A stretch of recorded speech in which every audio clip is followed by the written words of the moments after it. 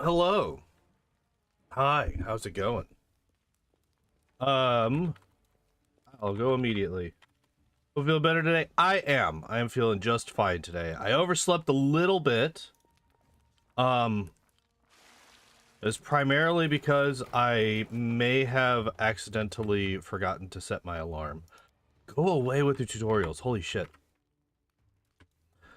Also, fuck that noise. Um, but yeah, hi Matt. How you doing? Give me why did you whatever, I don't care. Um, I all tapped out and it minimized the window, despite the fact that I literally just set it to borderless. Whatever. Full windowed. Alright, there we go.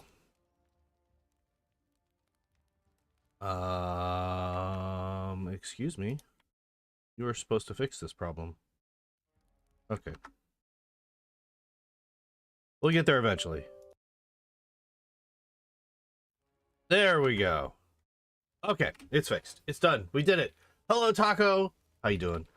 Also, you may notice we have our next two people. We have them. We did it.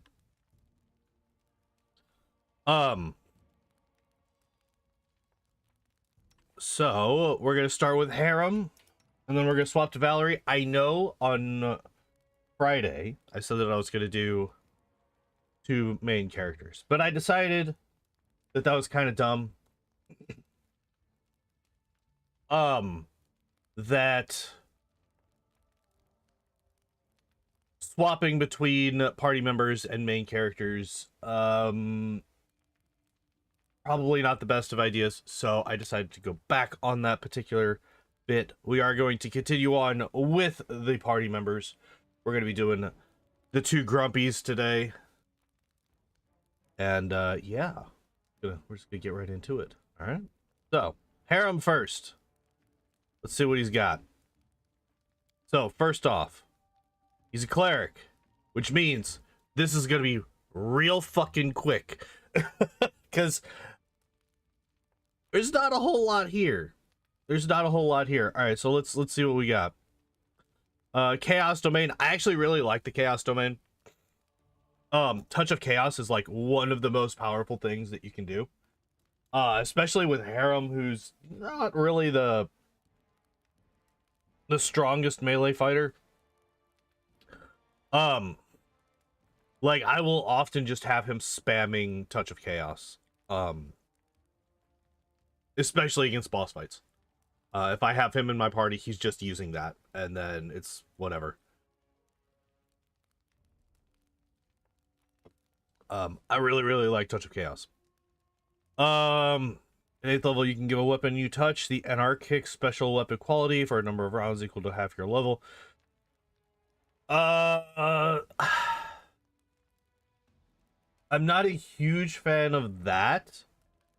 Considering the enemies that we are fighting often in this game. There's not really that many lawful enemies. Almost entirely, they're all chaotic. Hello, Igloo. How are you?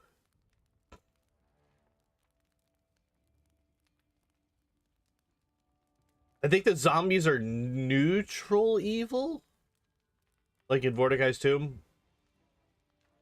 But yeah, so Chaos Blade isn't really going to do that much for you. The domain spells protection from law communal, don't really do anything, as I just mentioned. Dispel magic is always nice. Freedom movement is really good. Acid spray, Banshee blast, Word of Chaos, Cloak of Chaos, Summon Monster 9. I don't know Banshee blast, Word of Chaos, Cloak of Chaos. I'll have to actually look at those to see whether or not I think they're any good. But I will say that the Chaos Domain,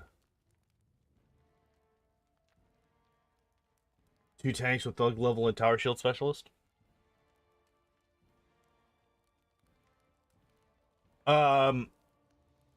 Almost. I'm trying to think. I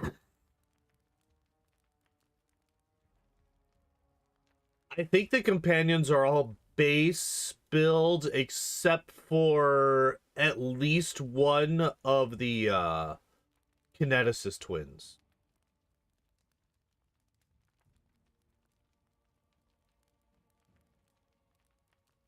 Oh, you're talking about Outflank Igloo?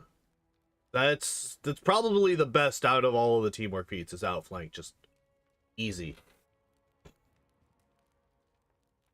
But alright, so that's chaos. Let's take a look at destructive. Or destruction, sorry. You gain the supernatural ability to make a melee attack with a morale bonus on damage rolls equal to half your level in the class that gave you access to this domain.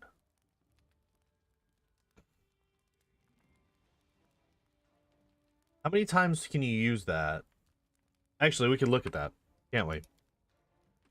Alright, Harrim.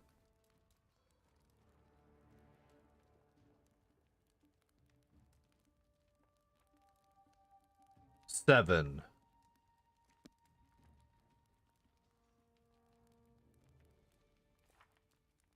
So that's 3 plus wisdom mod. Okay, so they just forgot to put that into their fucking ability description. So that's cool. Destructive aura at 8th level, you can emit a 30-foot aura destruction for a number of rounds per day equal to your level in the class. All attacks made against targets of this aura, including you, gain a morale bonus on damage equal to half your level in the class that gave you access to. All critical threats are automatically confirmed. These rounds do not need to be consecutive. True Strike, Bone Shaker, Rage, Fear, Bone Shatter, Harm. Disintegrate, Horde, Wilting, Tsunami. I like Bone Shaker and Bone Shatter. Those are both guaranteed damage sources. And, you know, with an 18 or so wisdom, like he's got that +4 will save, or wisdom bonus. His saves aren't that bad. That is actually one thing that I never really paid too much attention about for him, is he's actually got a really high wisdom. And I'm curious if his auto build will boost it. But even so, even still, they only got it up to 16 before the racial bonus, which actually kind of sucks. Also, that like kind of really sucks, right? Because we got not really much to work with here. Is Busted Guarded Hearth? It is. Unfortunately, he's not gonna get it. So yeah, Chaos Domain, Destructive Domain, Channel Positive Energy, and Heavy Armor Proficiency. So obviously he's building to be a tankier boy. He also has 8 fucking dexterity. So, you know, that's super cool. They couldn't just leave it at 10. They had to drop it. They had to drop dex down to 8. Of all of the things to drop down to 8.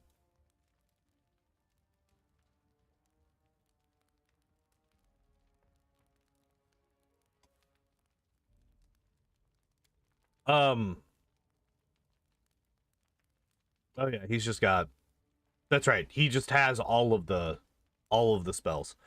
Lore, religion, and perception. His wisdom is high, as I mentioned. So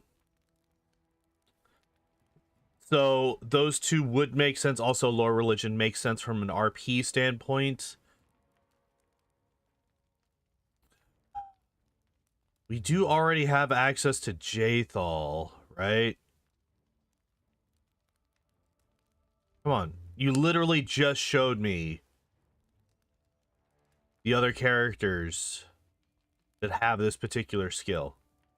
Why are you not doing it anymore?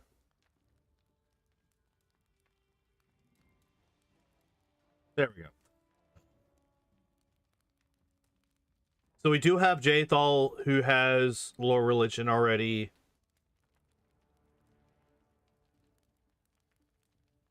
and perception.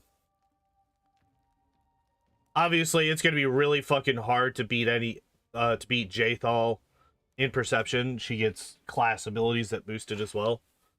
But as I've always said, it's always good to have more people that have higher perception. Is there another skill that I would like for him to have besides perception or lore religion, though, that he would be decent in? Obviously, mobility, trickery, stealth are out. Athletics wouldn't be bad if he... Encumbrance. You're encumbered? How? Wait, hold up. We're gonna pull out on that. How are you encumbered?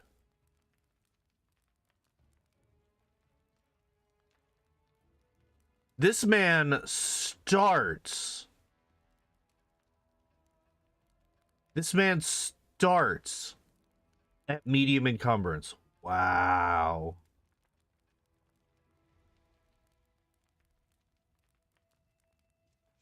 All right. Whatever. Is nature good in this one? Nature is...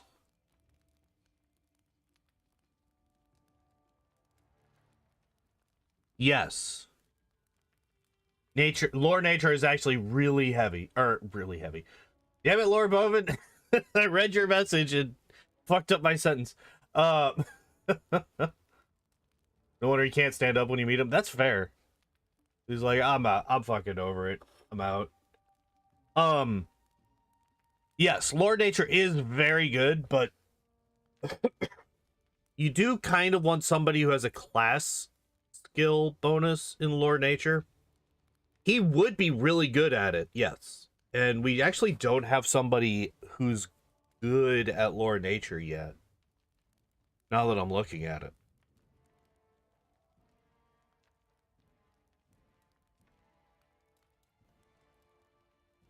But yeah, Lore nature actually allows you to avoid overworld encounters.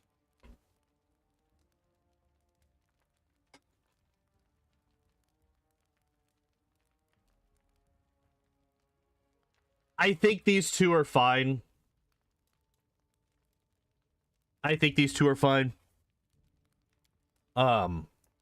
Overall first level is fine.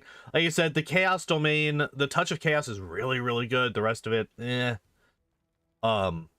Destruction domain, I'm not a huge fan of it. There's definitely better domains that you can pick, right? And these are just, yeah.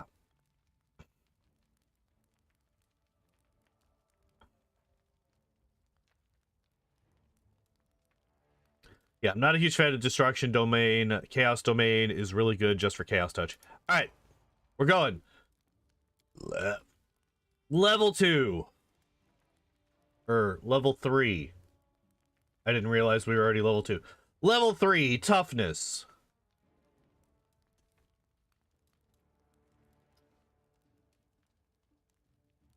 Well, Cronus has Madness.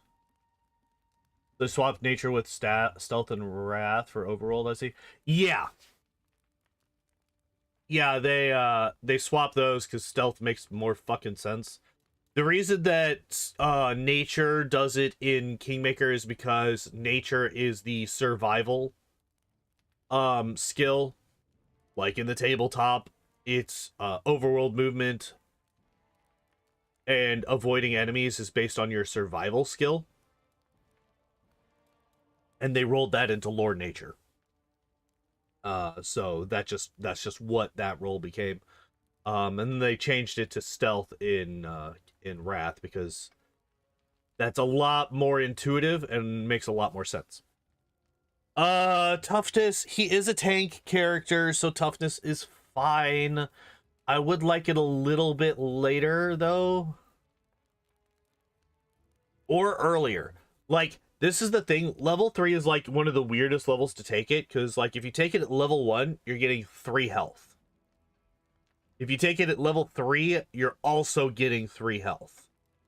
Right? Because when we read it, you get plus 3 hit points. For every hit die you possess beyond 3, you gain an additional plus 1 hit point.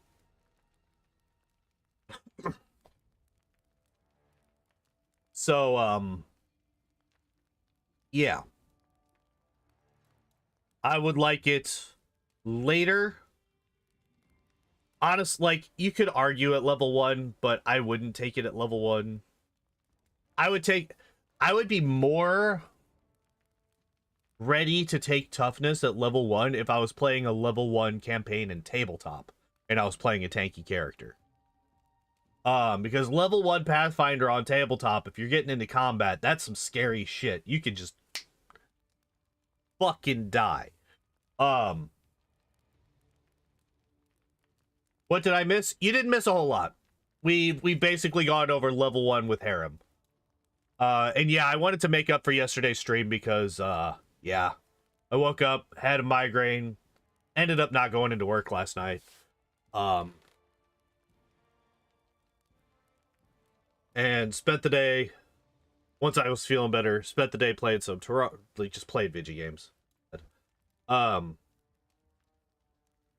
was a necessary break, I think. I think the migraine was my body telling me that I just needed a day. But yeah, I did want to make up for it. Because I've missed a couple of the Pathfinder streams over the last couple of weeks. And I'm not a fan of me doing that. But yeah, basically, we've got heavy armor proficiency and toughness so far. I was just talking about how I would prefer not to have toughness until later if we're going to take it. Yeah. I think that's pretty much all I got for that one.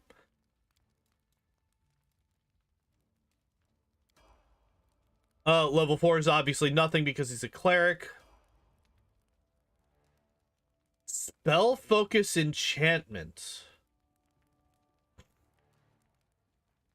That's not a spell I was that's not a feat I was expecting to find. Also, we are boosting up wisdom. We are boosting up our wisdom on level ups. I did forget to check that at level 4.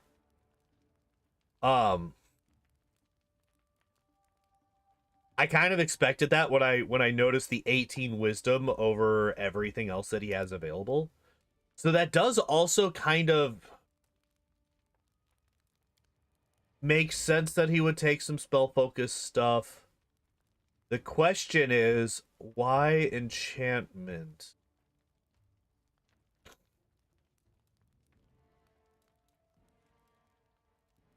Like, Rage is literally the only level 3 enchantment spell that he gets.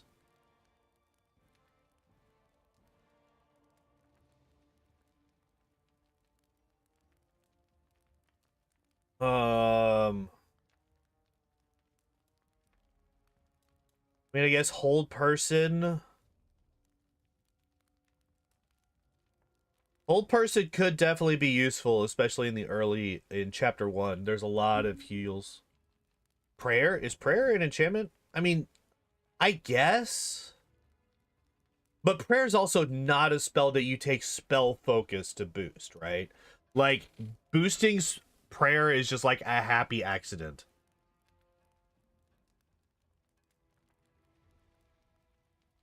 Bane.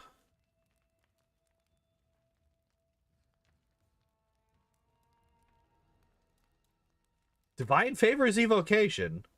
Interesting. Yeah, it's like Haze of Dreams and Hold Person are like the only 2 enchantment spells that I could see you like. I mean, yeah, also prayer, but like that's a weird one to pick. I really hope that he gets more and better enchantment spells going forward, but like that's a weird one. I would almost want him to take spell focus necromancy.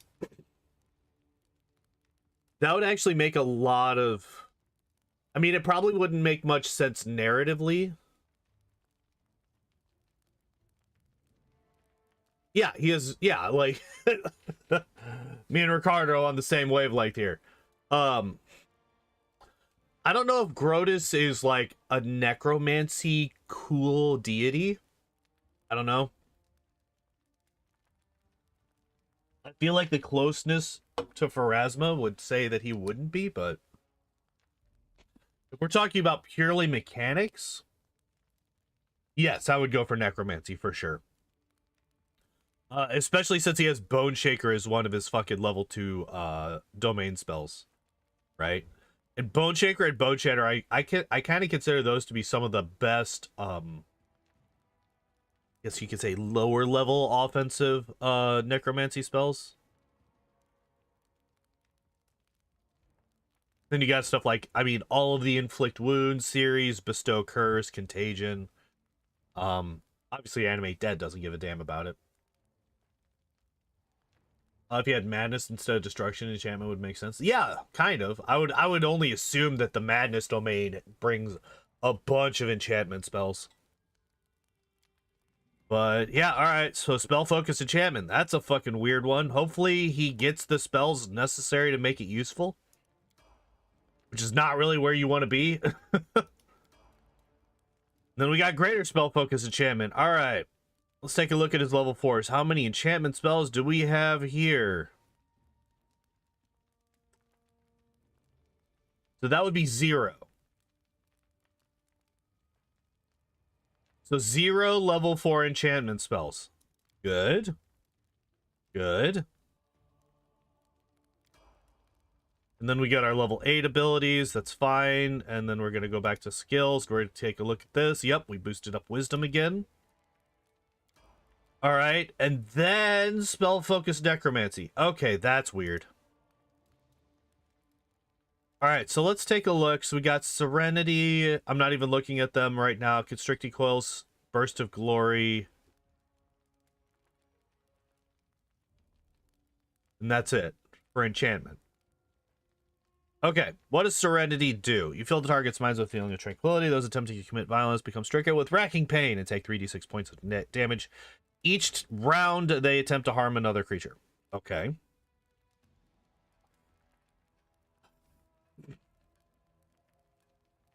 I mean, I guess that's a...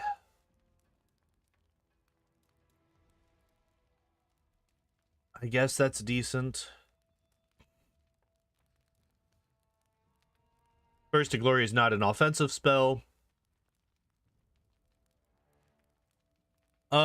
Functions like hold monster, except the target is constricted as by coils of a large snake, taking 1d6 plus 6 points of bludgeoning damage each round that it fails its save.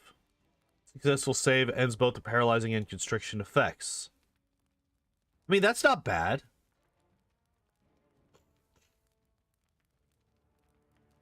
Yeah, Chaos Blade, yeah.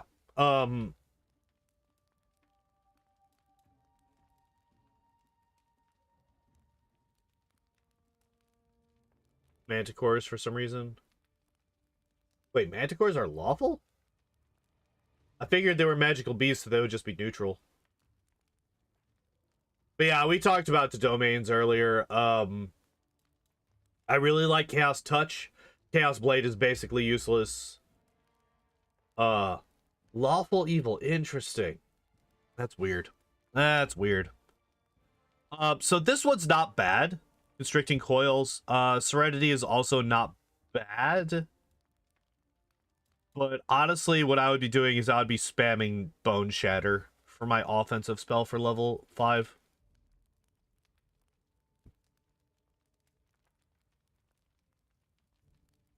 Right? Yeah, because you're going to be doing 9d6 damage here. This is rounds per level, so that's 9 rounds. So that's actually a lot of damage over 9 rounds. But also, how many fights are you fighting where 9 rounds is how long the fight lasts? Basically never, right? So you're never going to get the full effect of Serenity. But even still, you would only need 3 targets to take the damage to equal Bone Shatter.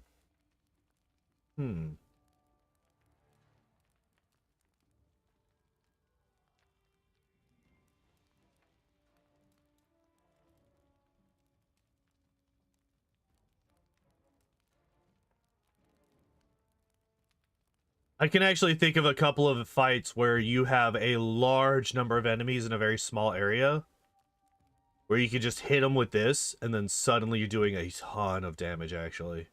But on the other hand,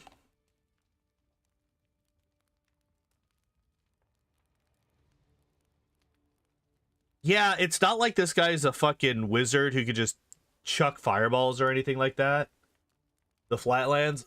Like, you got the goblins in chapter 3. You get Little Town. Yep. I was actually thinking about Little Town originally. I mean, a lot of the Pytax groups, there's just a large number of human enemies in small areas, right? Um,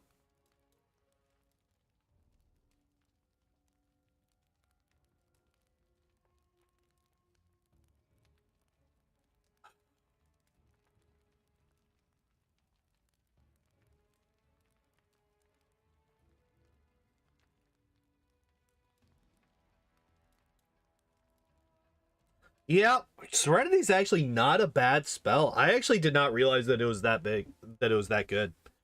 Um,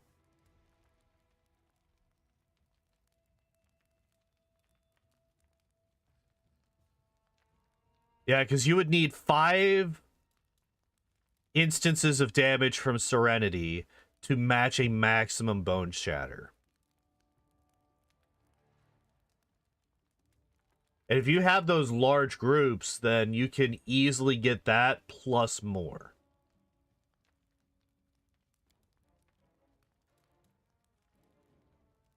Okay. I'm kind of becoming a fan of Serenity right now. Level 10's got nothing as usual. Greater spell focus necromancy. Alright, let's take a look at our level 6 spells. What do we got? Enchantment, Blessing of Luck, and Resolve Mass. That's not helpful. We do get 2 necromancy spells here, Harm and Banshee Blast. Which this is one of the ones that I wasn't sure what the hell it does. On a special energy resembling screaming ghosts that deal 1d4 points of damage per caster level. Successful reflex halves. Any creature that fails his reflex save must succeed at a will save or become panicked for 1 round per level. Ugh. Ugh. Eagle Soul makes Harrim sick. That's unfortunate.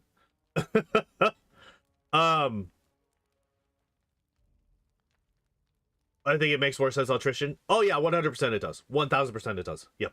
Yep. So I was pretty okay with this.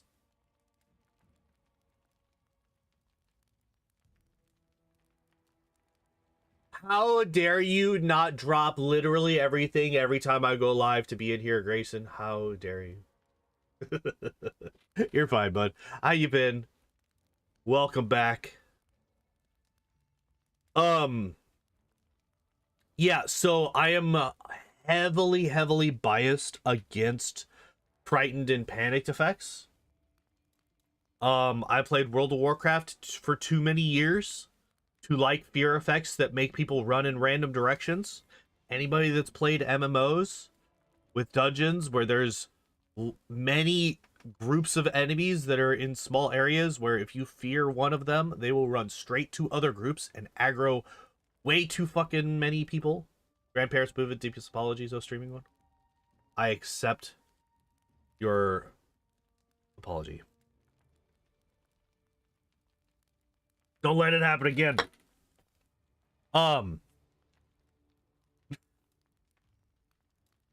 Here's for PvP. Yep. But you'd always have that fucking warlock or the priest. It was always the priest, actually. And I say this as somebody who mained a shadow priest for many years. It's always the fucking priest who gets aggro from like one person and they panic and they pop their AoE fear, and then suddenly you have 5 enemies running into random directions. The tank's fucked. He can't grab everybody back, right? And they run and they aggro like 4 other groups and suddenly you just all die. I'm heavily biased against fear effects, which is why I would recommend not ever using Banshee Blast. Especially since, like, well, okay, so Banshee Blast is AoE, whereas Bone Shatter is obviously single target.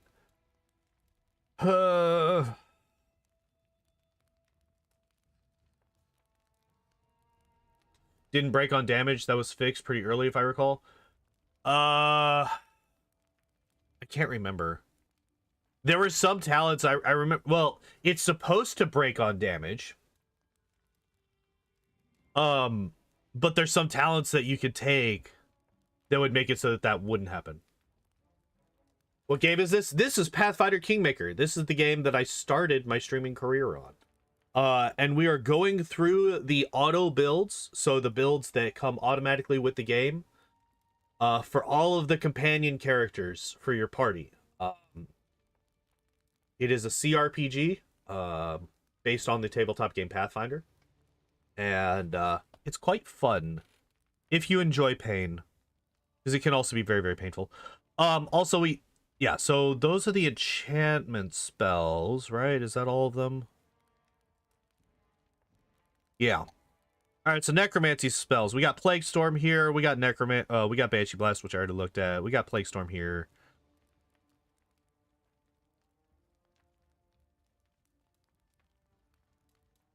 Is that chat on not on Twitch? No, a lot of my chat right now is coming from YouTube. I can't put that. There are rules in the TOS that forbid me from using bots to put their chat into the Twitch chat like I would like to, but there's no rules that say that I can't put it on my screen. So yeah, the cross YouTube Twitch chat will be on the screen chat, but not in the actual chat boxes themselves, unfortunately. Yeah.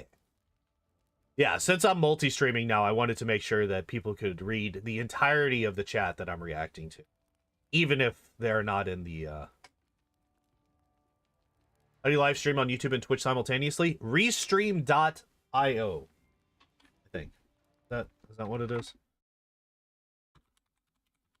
Yes, Restream.io is the program that I use. Yeah, I just said my stream to them, and then they split it out into the different places. I could stream to, I think, up to 4 on the free program, but I don't feel like trying to figure out how to make more channels. I'm the only boomer still using Twitch? No, there's a couple. But my YouTube viewership tends to be quite a bit higher than my Twitch viewership. This is true. Not that that's a bad thing, but it is the truth. All right, we got nothing on level 12. Level 13, Meta Magic Quicken. Okay. So what level 4 spells are we wanting to quicken?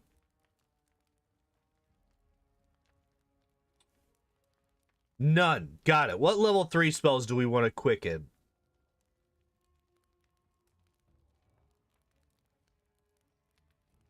None? Because, like, we're only going to be able to quicken up to level 9. So, like, quicken Serenity? Oh, Jesus. Hey, my alarm just went off for me to wake up. Resist energy if you forgot. I mean, I guess. But, like, you'd also have to have that prepped. Also have it prepped as a quicken. So what's I don't like quicken. I do not like quicken spell. I don't like it. I don't like it. I don't like it.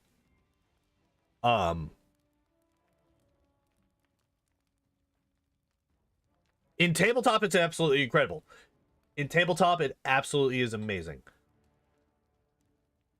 Summon kebabs. I could definitely go for some kebabs right now. I am quite hungry. Like, you got, like, Serenity, I guess. You could Bone Shatter, Constricting Coils. Slay Living.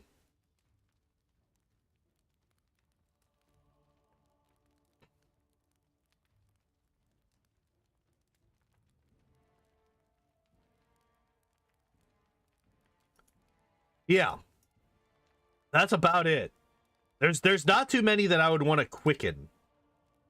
So I'm not a huge fan of this. Like, of all the meta magics that you could take, that's one of the worst, I think. Empower, on the other hand, I do kind of like. I do kind of like Empower. It's a lot cheaper, and it gives you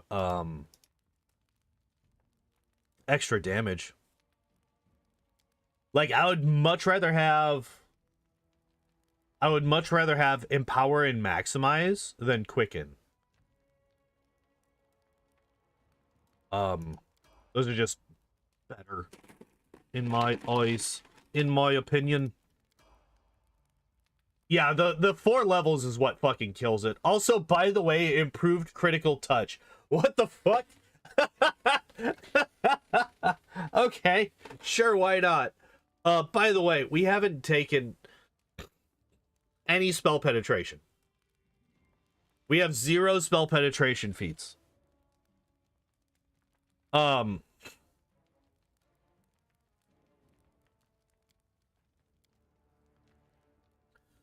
So we have 2 meta magics, one of which I would not use. We have 4 spell focus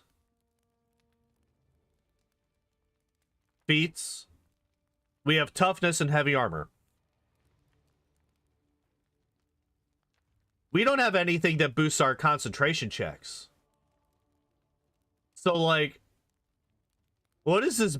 What the fuck? What is this? Why is this? Why is this?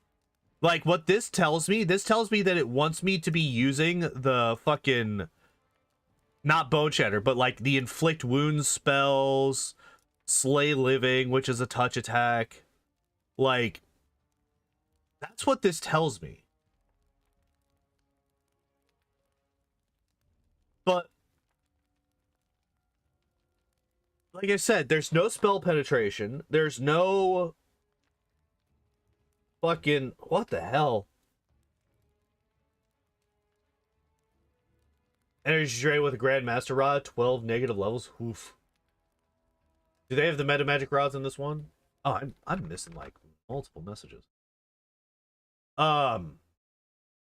They do have meta magic rods. I don't remember what all they have. Because, right, you would need a greater meta magic rod. To boost energy drain. The Grandmaster one, that's one of the artifact ones, right? I'm sorry, artisan items, not artifact, artisan.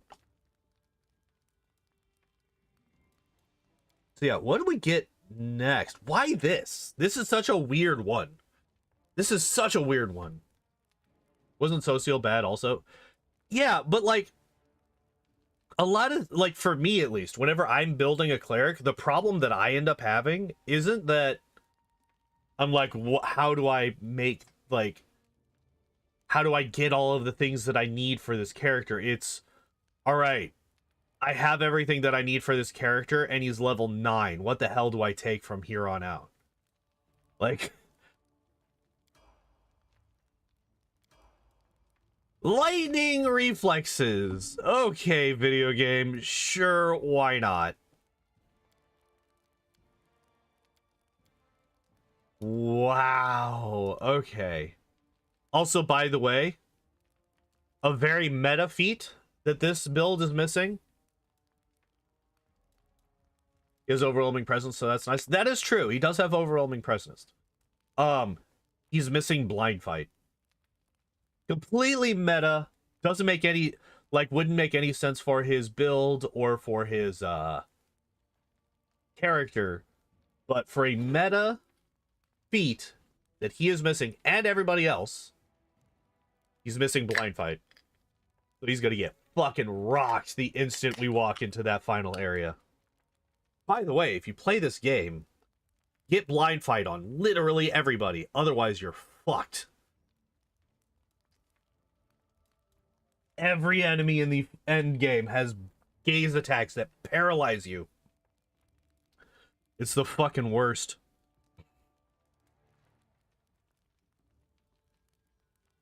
RP relevant for attrition? Yeah. Yeah. All right. Well, that's Harrim. Harrim is now level 20. Now let's see how they butcher Valerie. This lady right here. Also encumbered, by the way, apparently. She has 14 strength? What the fuck? What is this woman's stat line?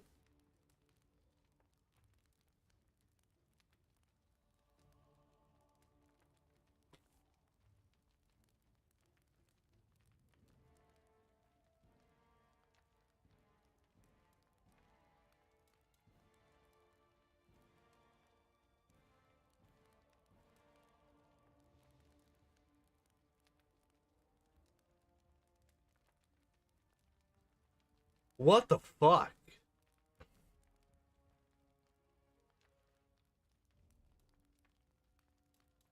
No wonder everybody rebuilds her immediately.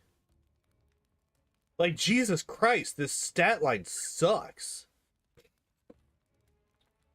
9 intelligence, which blocks her out of a bunch of combat feats, which is whatever, but it does. 14 strength, so she's not going to hit shit. 13 dex, which is fine. 19 constitution, which that means that she put her racial bonus into constitution, of all fucking things.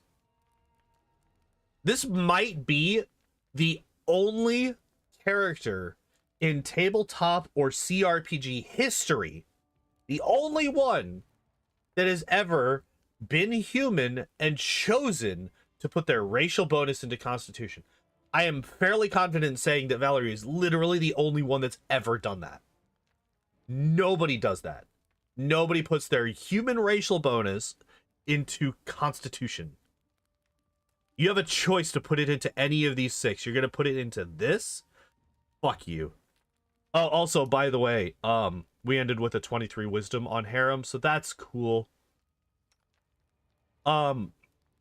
15 charisma. I also don't understand. I don't get it. I am confused. Amiri does that as well. At least Amiri is a barbarian who somewhat scales with Constitution, right? Like some barbarian things, like their rage, right? Doesn't their rage scale off of Constitution? Because they want you to have fun on higher difficulties, obviously. Ugh. Imagine going into a higher difficulty with this fucking stat line.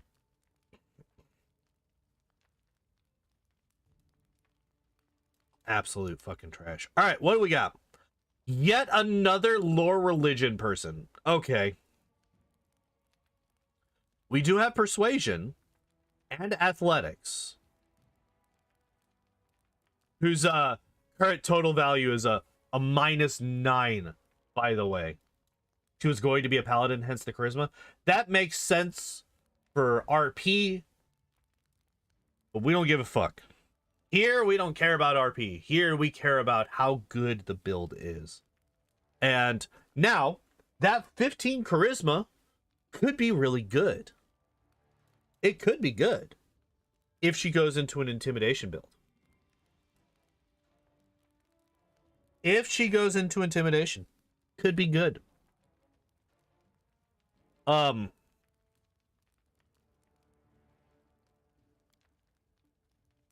right, what do we got? We got toughness, dodge, and weapon proficiency. Bastard sword.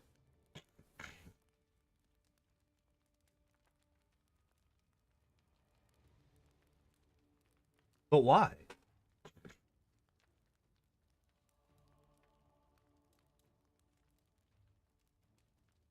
But why? Weapon focus, bastard sword. I thought charisma is useful to the kingdom management side of things. Scale fist Valerie. I mean, you could. She needs all the help she can fucking get, honestly. All right, what does this do? At second level, Tower Shield Specialist could use his shield to screen himself from burst spells and effects, gaining +1 with reflex. Blah blah blah blah blah. All right.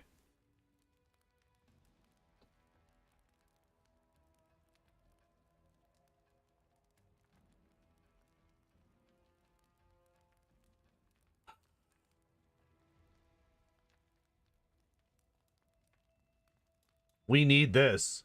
We need this. Because our con, she would be the best warden, but she can't be assigned as a warden. What is her,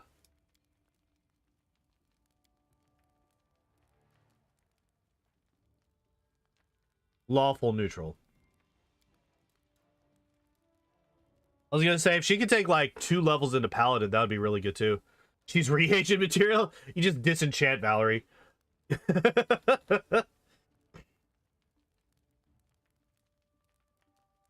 Just disenchant Valerie, use the mats that you get from her to boost the other characters.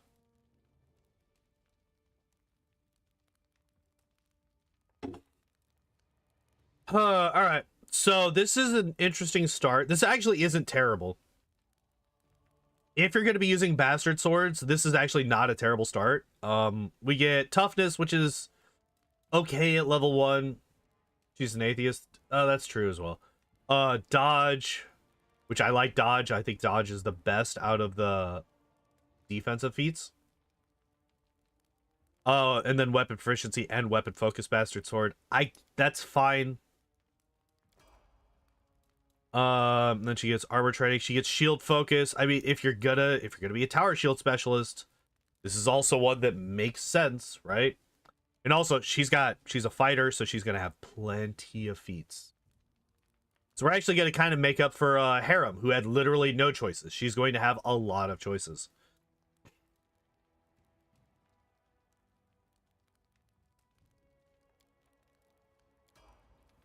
Weapon specialization bastard sword right off the bat. All right.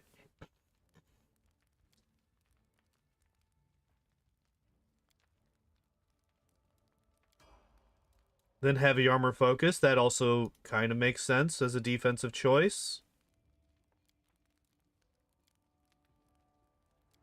Am I actually going to be okay with Valerie's build? Power attack. Okay.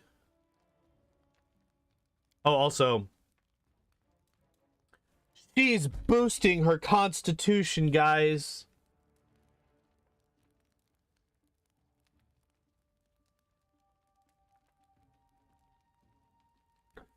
We found it. We found it. We found the one build in the entirety of tabletop RPG history that puts their level up ability score boosts into Constitution. At least she'll end up with 24. She will end up with an even number. This is true. She's just not ever going to be able to damage anything. She's not ever going to be able to hit anything. Like, power attack might actually be useless. Power attack might actually be useless because her attack is just never going to be enough. Her attack's just never going to be enough to hit. Iron Will. I mean, her will save is real shit, but Valerie running away, does that hurt? That actually does kind of hurt. Because if she runs off, she has full BAB. She also only has 14 strength.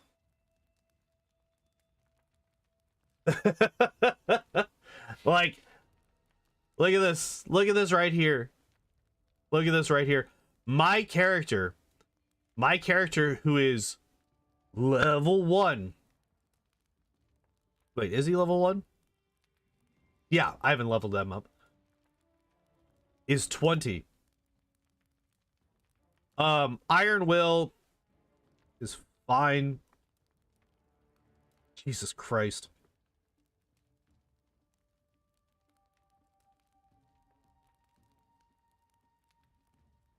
+2 at the end of her storyline for attacks? I Improved critical bastard sword. That's helpful. Is bastard sword is it a 19 to 20? I would assume it's a 19 to 20. Oh, +2 to strength. That's fine.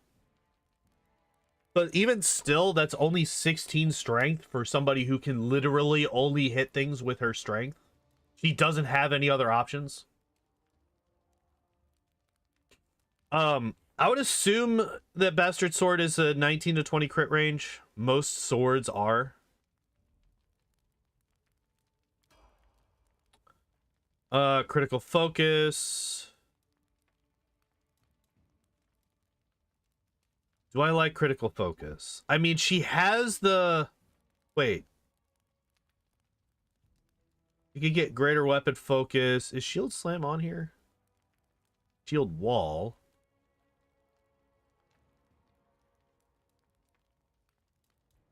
Why is this not recommended?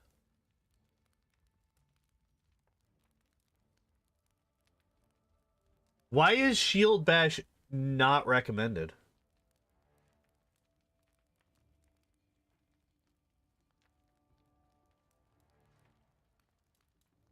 You get it for free or something? Evasion, improved evasion. No.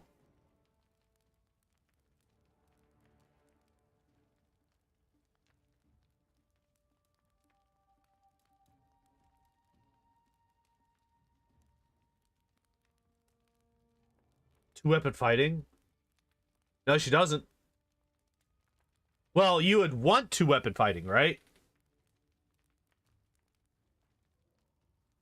Wait, you cannot bash with tower shield. Wait. You cannot bash with tower shield. Why?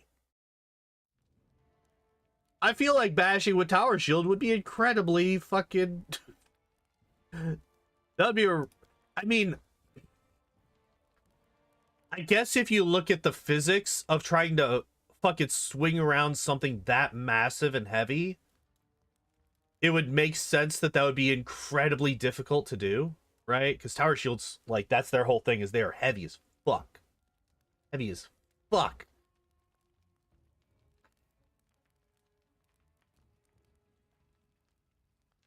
But still, I feel a tower shield specialist should be able to shield bash with tower shield. Hey, Igor, what's up, my friend? How you doing? Greater weapon focus bastard sword, that's fine. Missile shield. Oh, you just deflect arrows. Gotcha. A lot. Yes. Especially considering the fact that we are boosting Constitution. Greater weapon specialization, bastard sword, I'm fine with. Like, the actual feats that she's taking, I'm fine with them.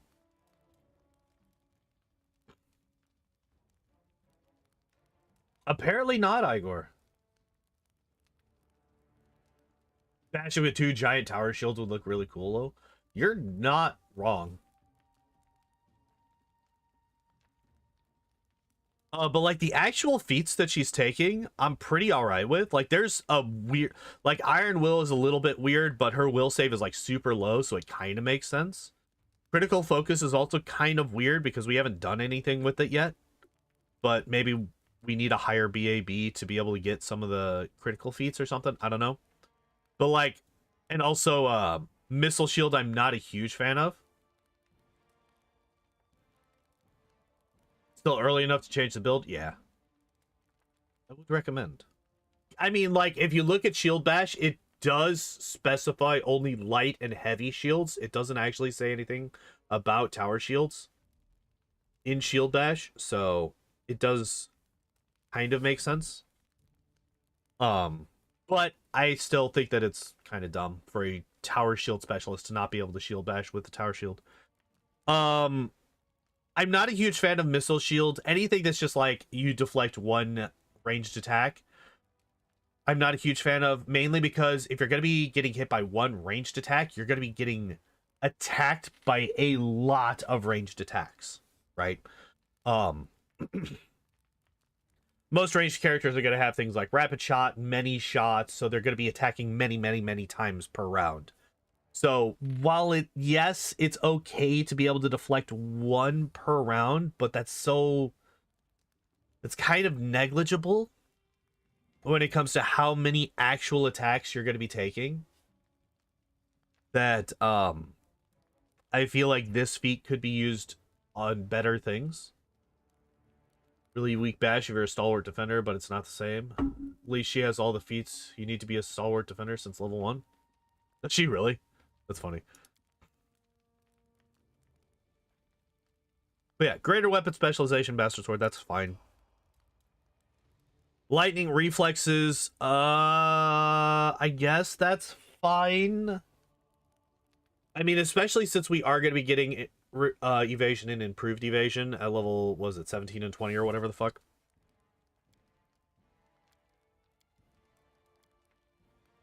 $16 and 20. Sorry. My bad. So you do kind of want to be at a high reflex save, but you do also get stacking like a +5.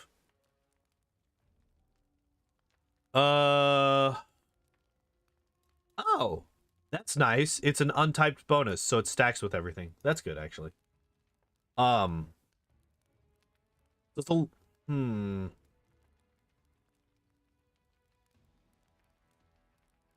Greg was a dragon disciple. Yeah. Okay, so we finally get staggering critical.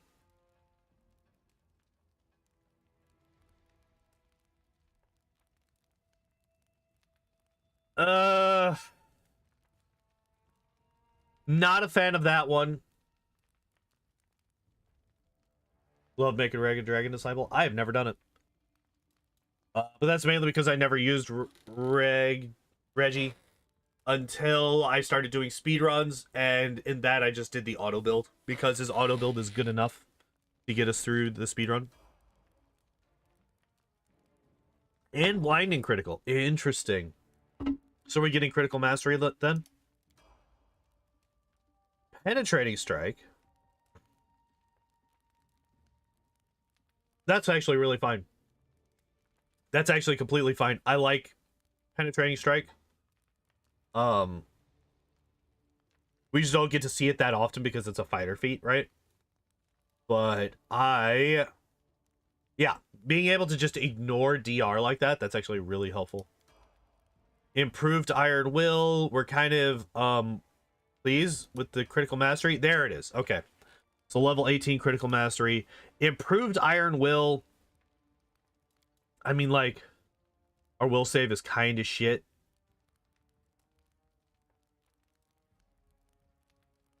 And, like, we're getting to the point where...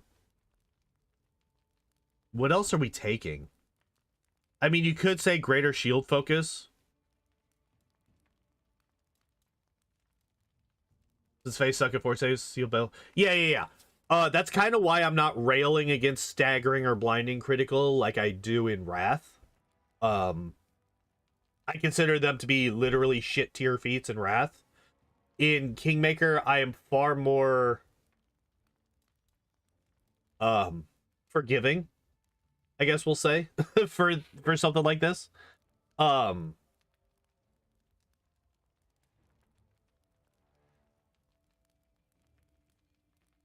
Yeah. And especially since they actually got critical mastery, so you can put both of them on there. That's actually really nice as well. And then improved lightning reflexes. Sure, why not? Fuck it, I guess. And then greater penetrating strike. Okay. So we never got greater shield focus. We never got any cleave feats. We didn't go... We did not make her into an intimidator, so that 15 charisma's fucking weird. With improved critical bastard swords of 17 to 20. That's what I thought. I figured they were 19 to 20 base crit weapons. So never got any intimidation feats, so that 15 charisma is wasted. No cleave feats, no blind fight. So yeah, like we were saying, Igor. Um,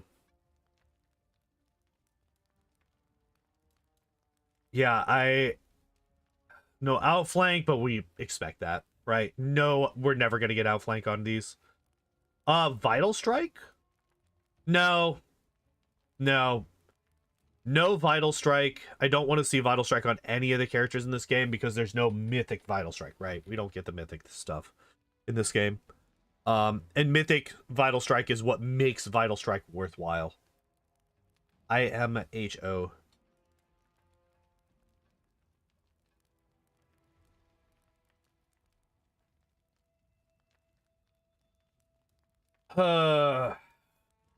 But yeah, I actually think that her build is pretty alright. Except for this glaring fucking problem right here. Basically custom made for Valerie, but she doesn't do anything with her charisma. That's the problem. That's the problem. This charisma doesn't do anything. I don't know why she has it. Like, I get that she was gonna be a paladin. But that doesn't fucking matter. What does she use her charisma for? Her fucking shitty persuasion? Cool.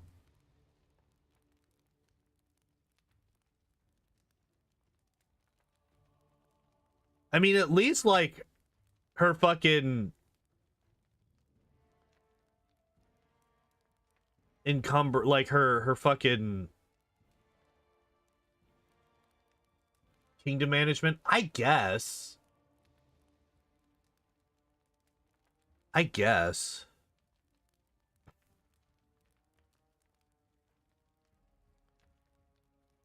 She's pretty. Is she, though? Like, I get that she's not exactly fucking Quasimodo, but, like, this portrait does not do the character justice, considering how everybody talks about how she's one of the most beautiful women on the planet. Exactly, Salomon. Uh, Everybody talks about how she's the most beautiful person they've ever seen, and then I look at her, I'm like, Octavia's got her beat. Easy. She's so pretty she ran. Yeah. Yeah. Um, but it's like, come on. If you're gonna be talking like that, you need to have a better portrait. You need to have a better portrait than that. You can't just have her like that. Um,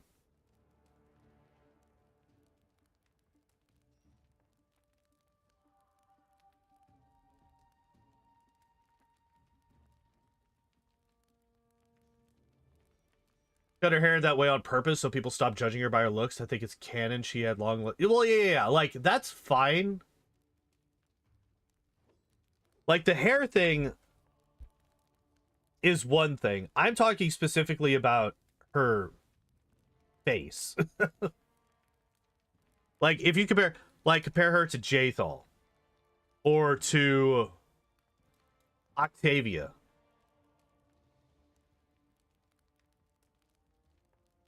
Owlcat lost the license to Kingmaker? Wait, what?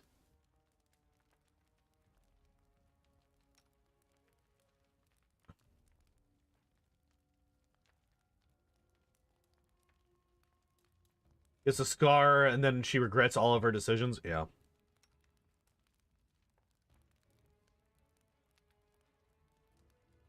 Her manly defined jaw is 100% hot for you? That's perfectly fine.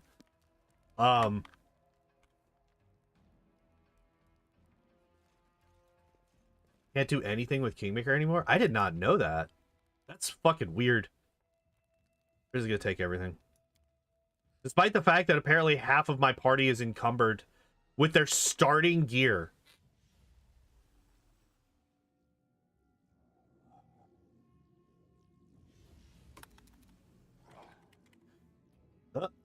That's not what I wanted to do. Go away.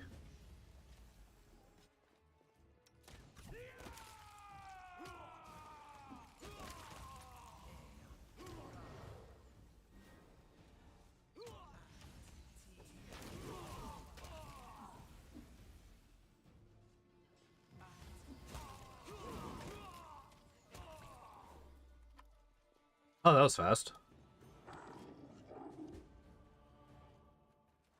We did it. Hey, get back here. So yeah, we're gonna play through Kingmaker a bit. I'm gonna try and recruit the rest of the party. People that we haven't done yet, which would be what was next week would be what? Amiri and who?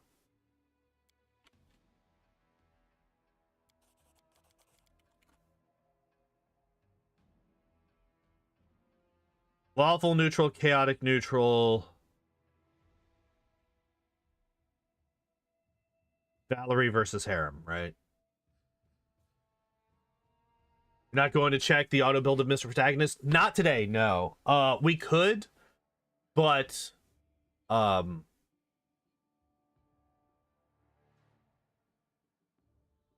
those actually the next ones? It's Amiri and then Octavia, Ragungar, and Tristan? That's interesting. Depending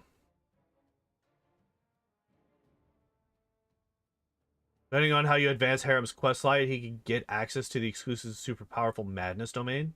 Still not enough for me to use him though. Yeah. Yeah, Tristan's Harrim's kind of bad.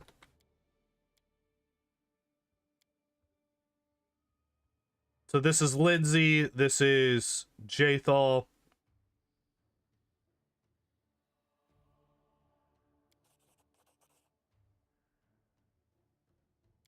Oh well.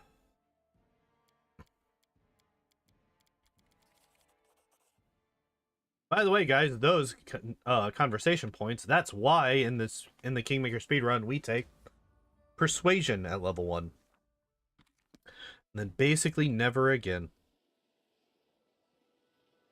Alright, so we're not gonna level up Amiri. We don't need her to be leveled up, right? We have multiple level 20s already.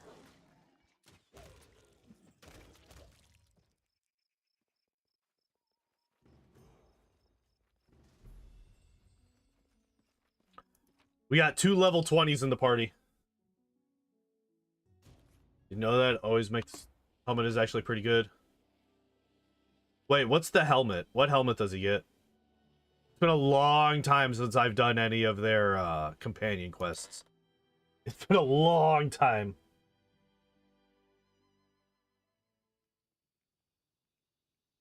Wait, what do you mean? Chat went kaput on his side. What do you mean by that?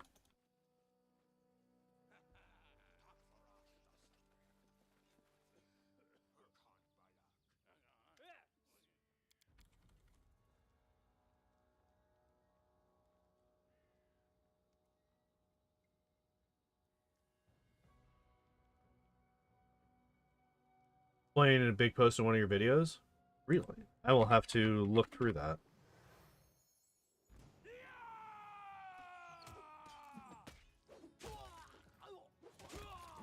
Oh yeah, because you were you actually recommended that I reload the video by mistake. Oh, okay, gotcha. I was like, wait, what are you talking about? Uh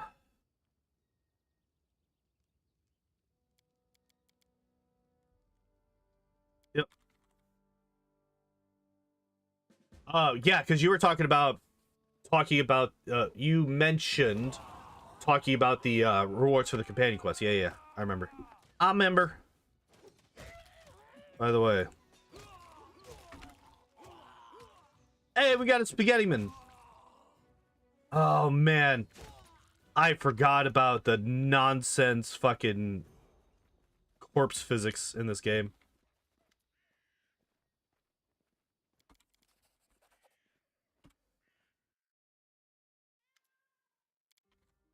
Uh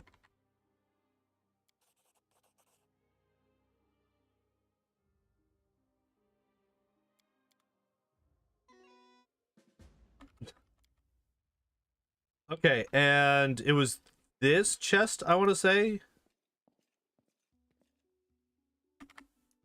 Oh hell. So we would need trickery. We would need trickery.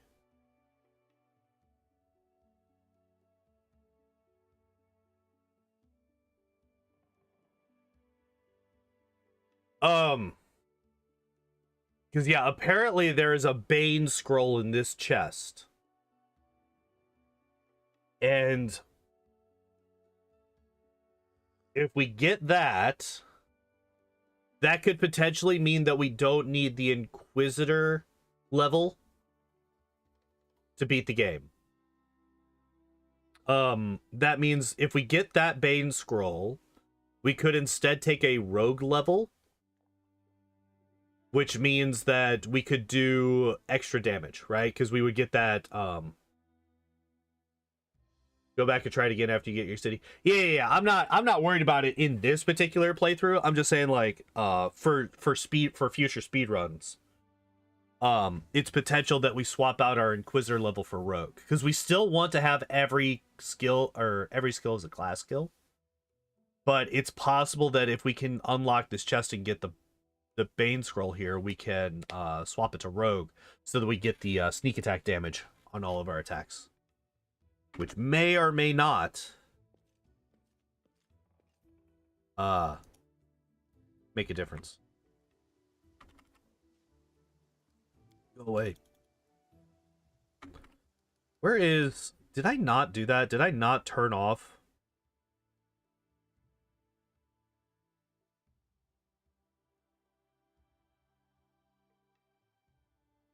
Is it in difficulty?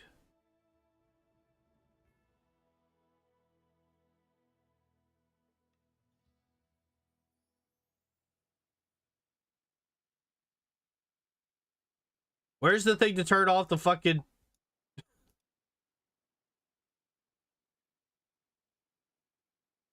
Level up your turkey, you go to level 20. I'm not worried about it doing it now. Oh, go away. None. Be gone with you. I'm like actually not worried about it. In the technically camp as well. That would not help in the speed run because we don't go there in the speed run. But it is good to know.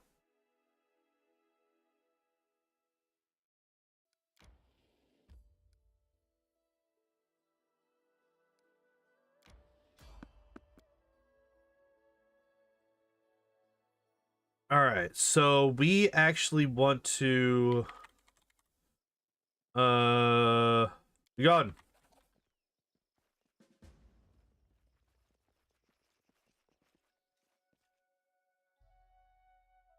We don't need to pick up anybody in the ancient tomb, so we actually want to go to the Thord Ford first. Because we can just go and, been so long since you've seen a run? Well, we don't pick up Octavia anymore? No, we completely solo the run these days. Wait, have you not seen the... Have you not seen the hour and 13-minute run? Amiri is bugged? Wait, how is Amiri bugged? Oh, she just has the sword out all the time?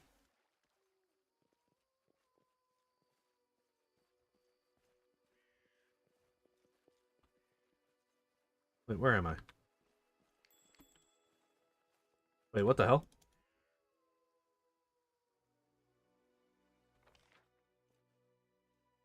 Oh, I just didn't go far enough. I'm just dumb.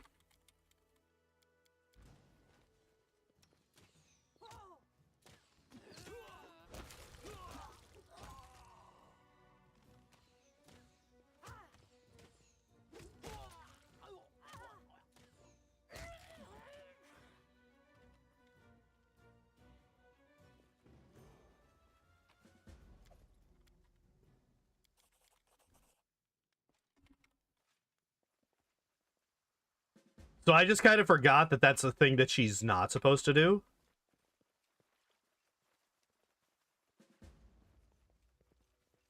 Are we sure that this just isn't her natural state of being?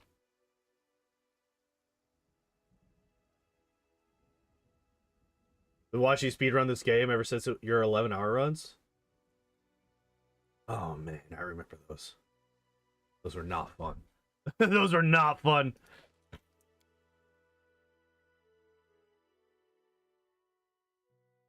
Trolls can be killed with fire or acid, usually. Alright. So yeah, we're just gonna progress through. I guess I'll just use this file to well, there's the ambush. Y'all gonna die.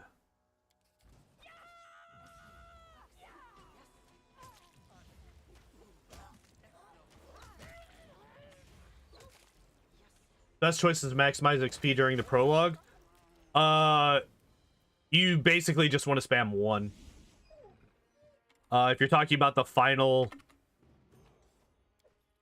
if you're talking about the final dialogue choices, they all have the same chance, and they all give the same XP. Oh hell! Really?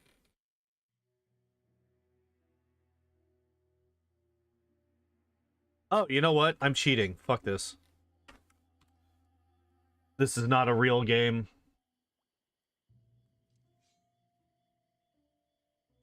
We're fine.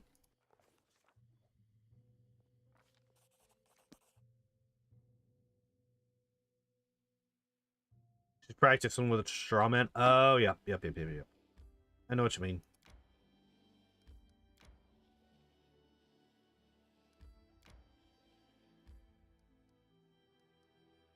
Oh, hell. Wait, do we have... We should have... somebody that has Dimension Door, right? You have Dimension Door, right? Please tell me. No, she doesn't. We don't have anybody with Dimension Door. Ooh, this means we gotta watch the cutscenes. You can Dimension Door up this cliff right here and skip all these cutscenes, by the way. You don't drench yourself in the bucket before you go through the fire in the mansion. Valerie checks increased by 67 DC, giving more XP. Oh, interesting. But we're also... That's a 35% chance higher to fail it, though.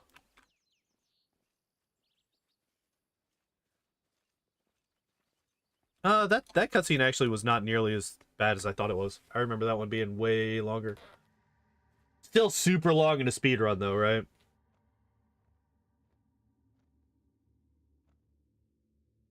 This is why it's so painful if I accidentally run out before talking to Nyrissa at the end of this. Because if you have Expeditious Retreat on, you can definitely reach the exit and leave before she spawns in. And if you do that, you have to come back in because you have to have that conversation. Otherwise, the Temple of the Elk doesn't show up on your map. It's really, really, really unfortunate. It's like a 2-minute loss if you do that.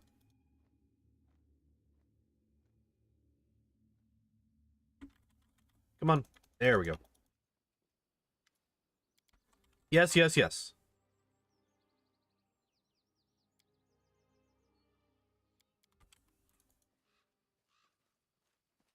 15 DC without any strength party member was not... Ugh, gross.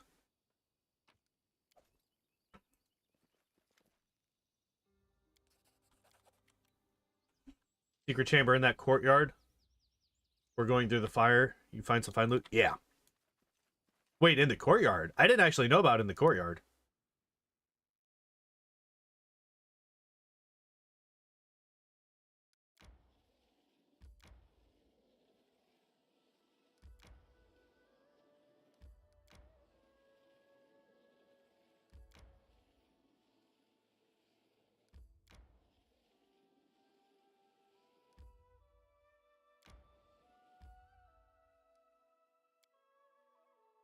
I don't even know about the brick that you press. I just know about the fucking sword up and down one.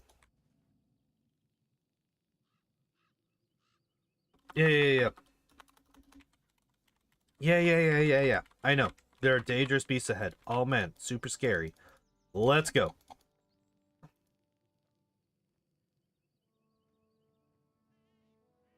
This is video is posted. That's fine. That's fine. Oh my god. We don't care. Stop talking. Frogs.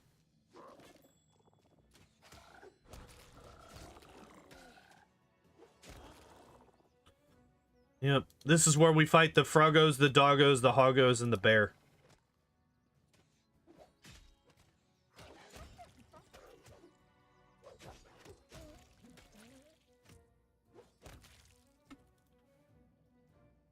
Alright. Froggos and the Doggos are dead. Now it's time for the Hoggos. Oh, hell. Or the Hoggo, the one. Funnily enough, this motherfucker is the most likely to survive a chain lightning attack. Wait, what? You never... Wait, how?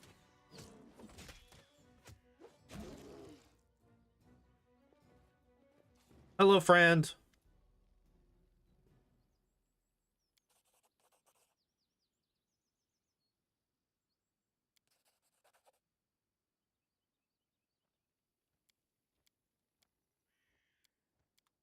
Alright, so there is companion number 5.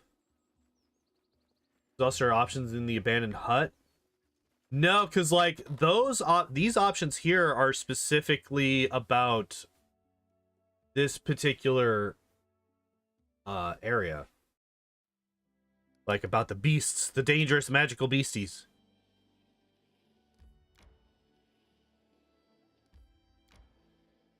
Alright.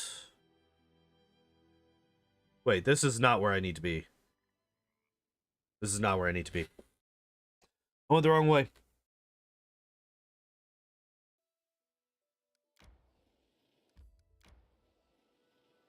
Although, if... Oh, here. We're starting to get...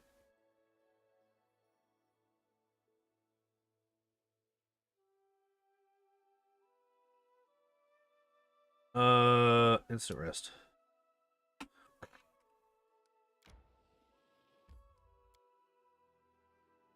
If by exhausting all of her stuff, it does skip that, that is actually incredibly useful.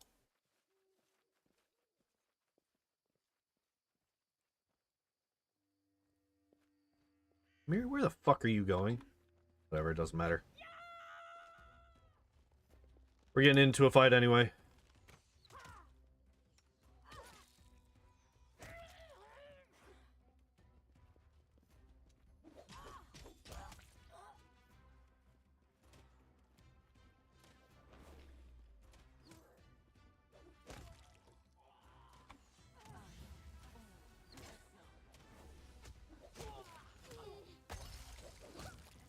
Oh, wait, yeah, you summon people.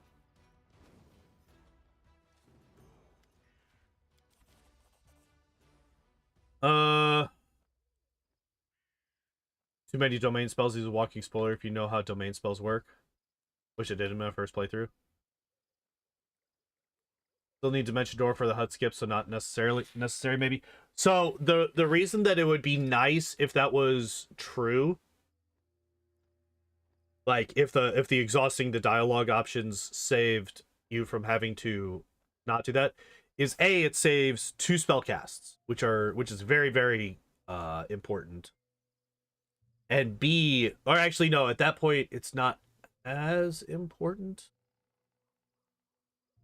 In the right of the tent? Okay. I will do so. The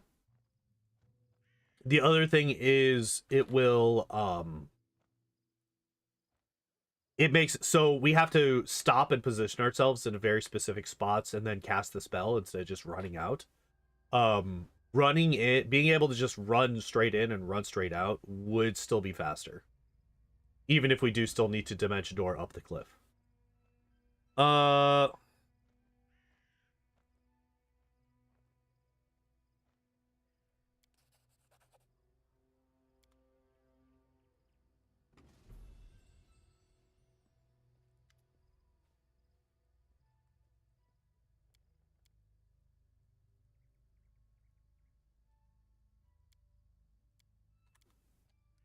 Alright, we can get rid of Valerie because she's useless and bring those 2 in. And now we have a full group of people.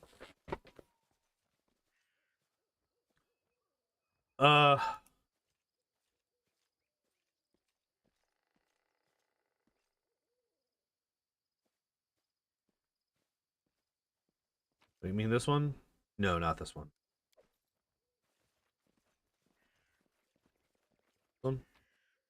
Nope, not that one. This one?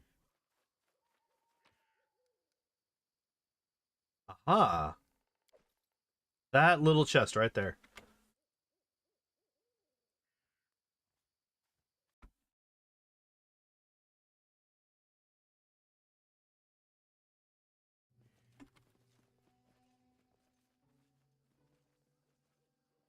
All right, so there we go.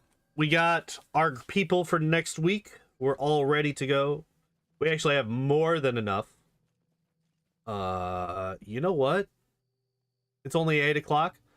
Let's look over Tristan, huh? That way we can save Octavia and Ragongar for next week. By the way, Octavia I think is my favorite auto build in Kingmaker. Oh, I guess we have Amiri and Tristan.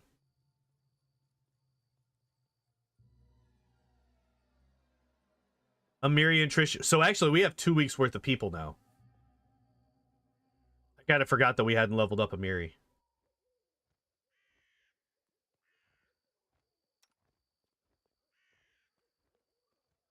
You know what? Maybe we do. Maybe we do do Hedwirg. Fuck it. Let's do it. Let's take a look at this guy. Because I don't even know what abilities we have. So again, we are a fighter, but this time we're just a basic bitch fighter, right? We're not a... Yeah, we're just a fighter. So first off, look at that strength. Man, it's so crazy to have a strength that is maxed out on a melee-only character. Super crazy. Con of 14, intelligence of 13, dex of 15. So this is actually like... I don't know why the 15 dex. That's a little weird.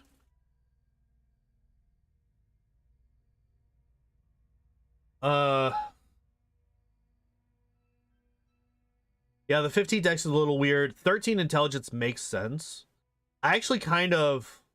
Since we're not really doing anything with charisma, I would have liked to have dumped charisma and either boosted up dex, con, or maybe even wisdom for an extra for a little extra boost to our will save. He will end with 25 strength. This is true. If we wanted to, we could drop this down to 19. That would also free up a lot of points to buy for other stuff as well, because that 20 is pretty damn expensive. I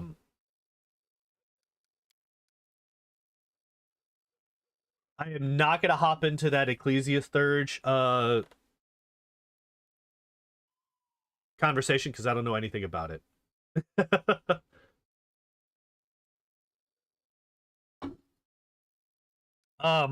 We start with athletics, knowledge world, lore nature, and perception.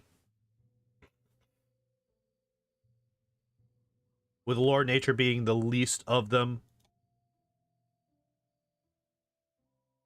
Which is something that, like, we have yet to find an actually really good lore nature person. So that's a little bit unfortunate. All right, feats. Let's take a look. So we got toughness, which is shield bash right off the bat. That's fine. 2-weapon fighting and dodge. So actually a decent combination. It's actually a decent combination of offense and defense for these first 4 feats. Literally half and half.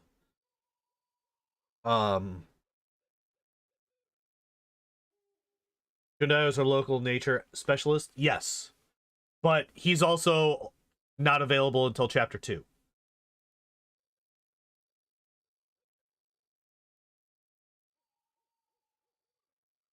So if we're thinking about our chapter 1 people having to get through this with basically nobody for... That explains the 15 decks.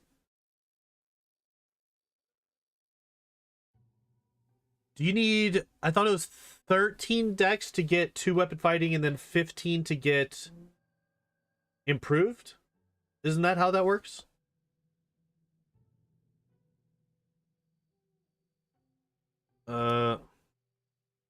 Oh no, you need a 15 just for the original. Oh shit. Okay. Okay then. All right, then I am more okay with the 15 decks.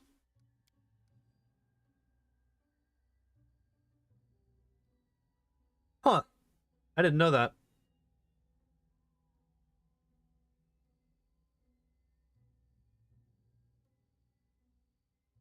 All right. That's fine. That is fine. I am okay with that. All right. So double slice. Sure. Yeah. Duh. If you're going to be two weapon fighting, then of course you're going to want double slice. That is the next obvious choice.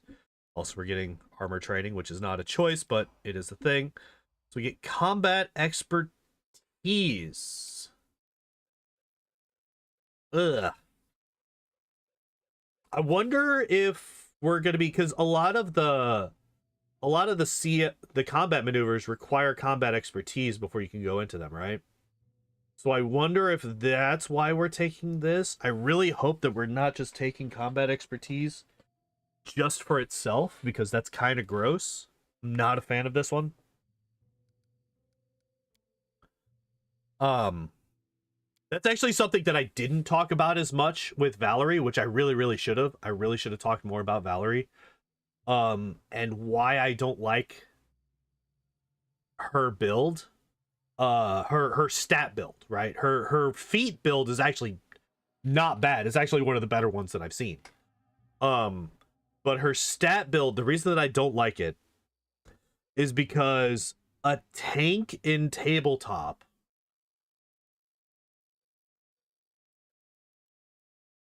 they're increasing. I don't think they are. Well, actually, we can find out. They are increasing dex. Fucking Owlcat, why? Why? Why do you just like, okay. I'll get back to my prior topic in a minute because I got to talk about this right now. I didn't realize this.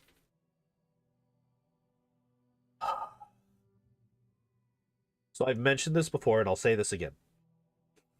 Owlcat has always intentionally built their auto builds in such a way that they are suboptimal.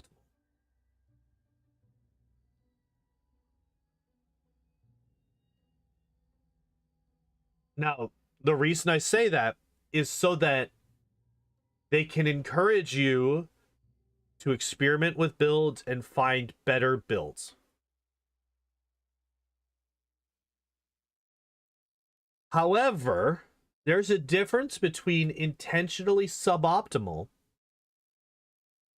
and gimping your character. And that's what this is.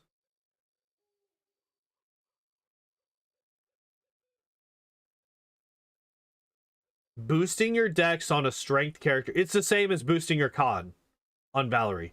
Boosting your con on Valerie does literally nothing for her. Congratulations, she's going to be able to survive a few extra hits. Guess what? Guess what? Guess what happens when she survives all those extra hits? She doesn't do any damage, she doesn't affect the fight, and everybody dies.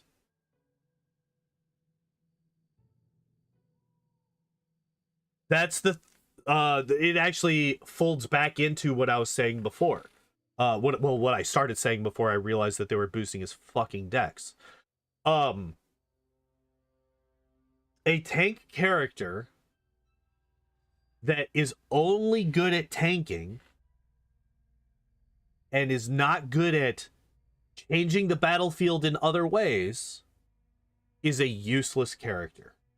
It is a useless party member. They don't do anything. Get rid of them. Having a tanky character is fine, but that tanky character needs to be able to do damage, needs to be able to do combat maneuvers, needs to be able to consistently intimidate the enemies. Something. They need to be able to do something that affects the battlefield in an active way. Valerie cannot do that, especially with her auto build. Yes, she has the crit feats, but she doesn't get those until level 15. And if you're not fully exploring the entire game, if you're not fully exploring literally everything in the game, you're not going to get to level 20. So from level 1 to level 15, she basically doesn't do anything. She just stands there, absorbs attacks, and doesn't actually change the fight.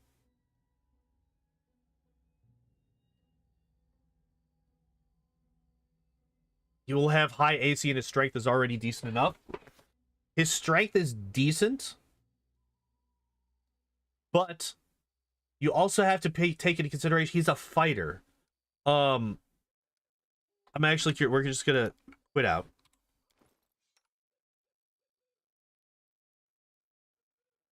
So his max dex on scale mail is 3. As a fighter, you're most likely going to want to have him use heavy armor. So after armor focus, that's going to be a maximum of +6 for his dex, right? Because that's what armor focus does, right? Oh, I'm sorry. It's only a +5.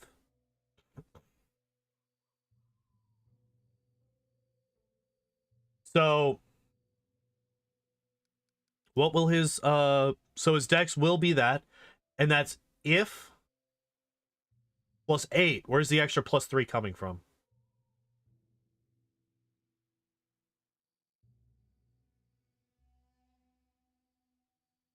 I know armor training increases the max dex, but if you're wearing full plate starts with a +1 max dex bonus. So if we get to this +4, that's only a +5. So that is now assuming that we do absolutely no belts that increase his dex. It's base +3, +5 from armor focus. That's if you stay with scale mail. You're not going to want to stick with scale mail as a heavy armor wearer, as a heavy armor potential wearer. You're gonna want to go with full plate. Full plate is just the objectively best choice for heavy armor wearers. So you have a maximum of +5 for your dex with heavy armor, with full plate.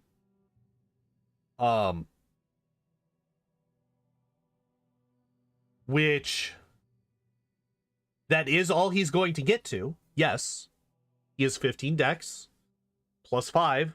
So at level 20, he's going to get to 20.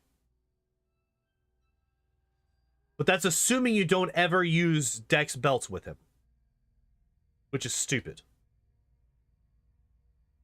Like, he's your main character. You're going to want to use the best equipment on him, which means the +6 to all physical stats belt, which that +6 immediately negates the need for any boosts to strength, or to dex, sorry. Doesn't Mithril increase max dex? Mithril treats it as 1 level lighter. I don't know if it actually changes your max dex or not. I could be wrong. But, like, there's a +8 belt in this game. There's at least one +8. Like, I know, like, there's the one at the dragon, right? The dragon has a +8 belt to all stats.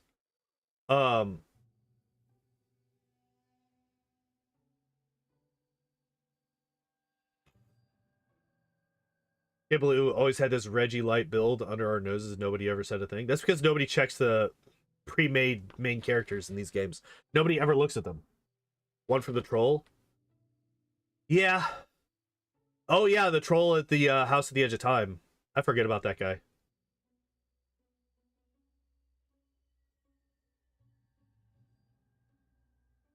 Are there 3? I didn't know that there were 3. The only one that I remembered was the one from the dragon. But even still, like, you put that one on and you're already over the cap. You're already over the cap if you put on that that +8 belt. You're never gonna get enough unless you intentionally take down. Gotta skip now. Good night, Igor. It was good having you.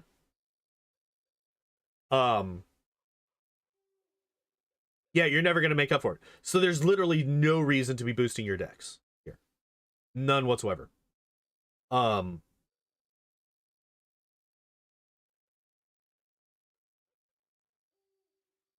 your strength is always gonna benefit you as a fighter. Always. Always, always.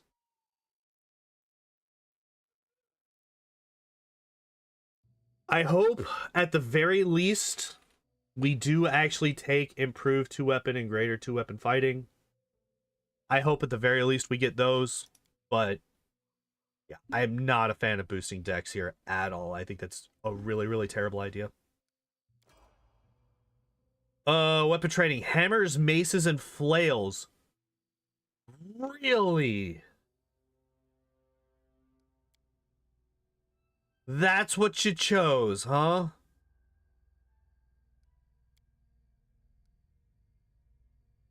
Also, shield focus, which is fine. Shield focus is fine. This, however, is trash. This is trash. Trash, trash, trash. Hammers, maces, and flails. Those are the worst weapons.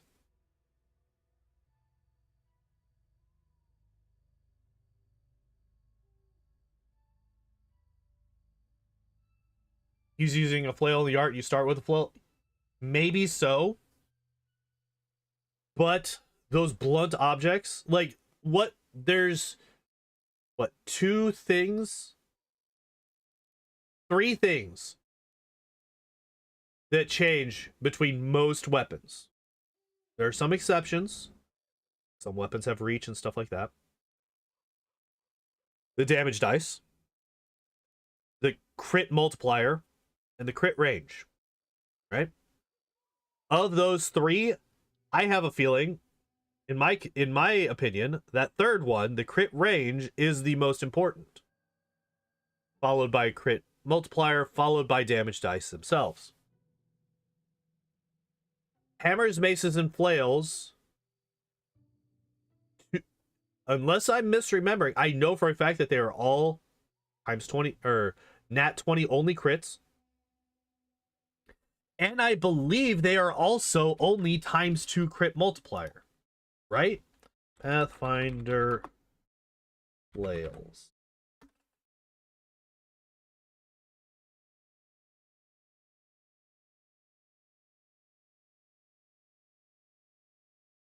Oh, wait, sorry. Heavy flail is 19 to 20 crit. Heavy flail is 19 to 20. See about light flail?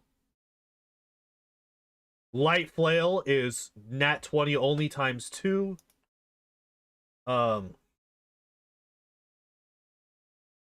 Mace.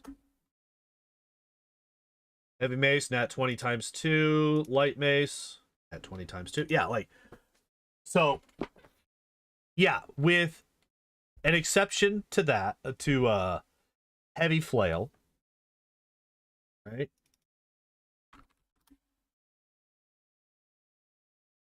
Yeah, hammer, nat 20 ×2.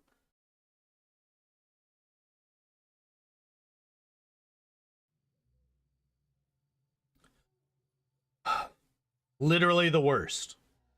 Actually the worst.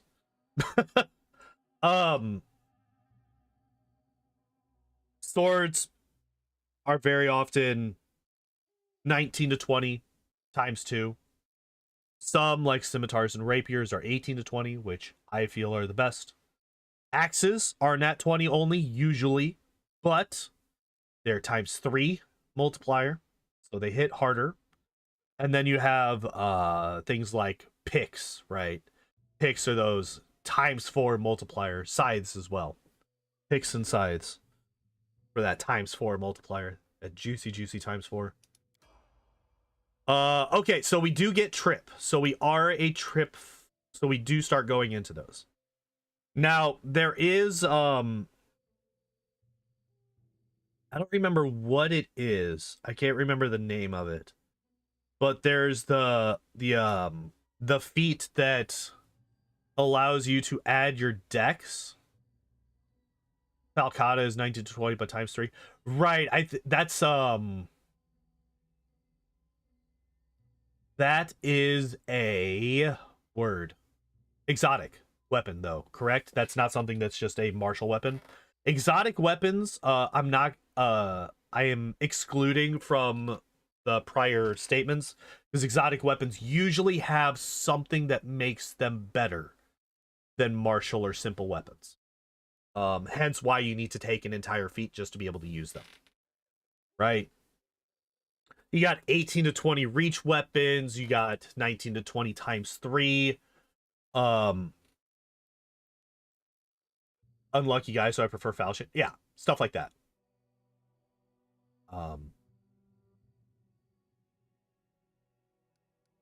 Yeah, we're gonna just move.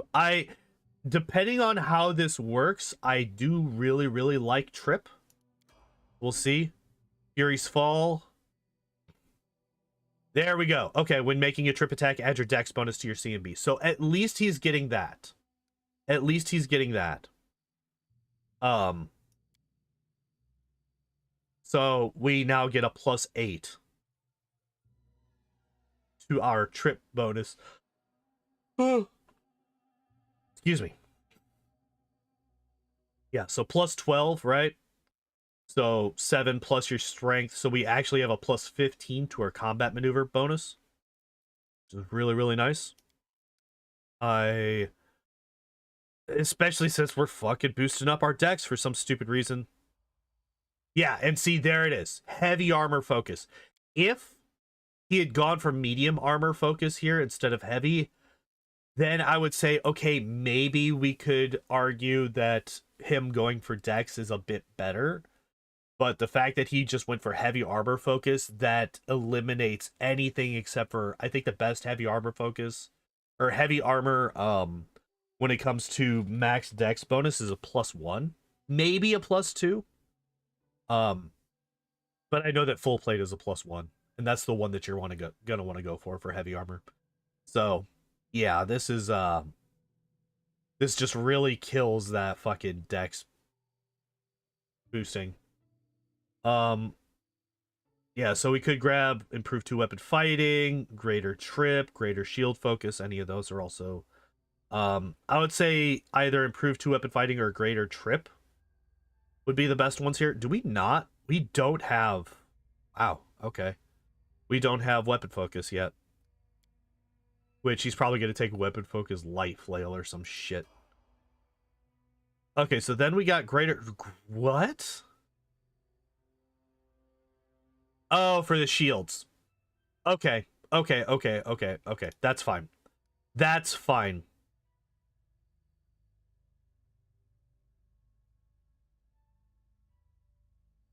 Are actually pretty good in this game, especially if you compare them to the heavy armors and Wrath. Onslaught is the MVP. Onslaught, that's another artisan item. I don't think it's actually like the final item, but it's definitely an artisan item, right? It might be the oh no, wait, Onslaught is the final one, right? It's the final heavy armor guy item person thing.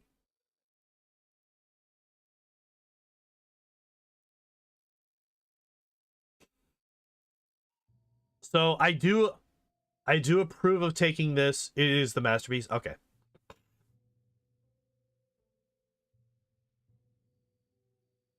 I do approve of taking close because we are going to be using heavy and light shields.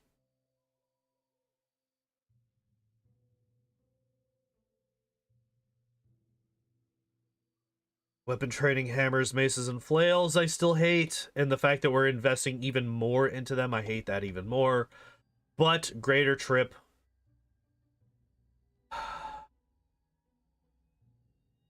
See, this is the weird thing here, right? Because we have now 3 feats going into trip. +8 strength, +20 speed, mithril, and +5 enhancement. Oh, not bad. Not bad.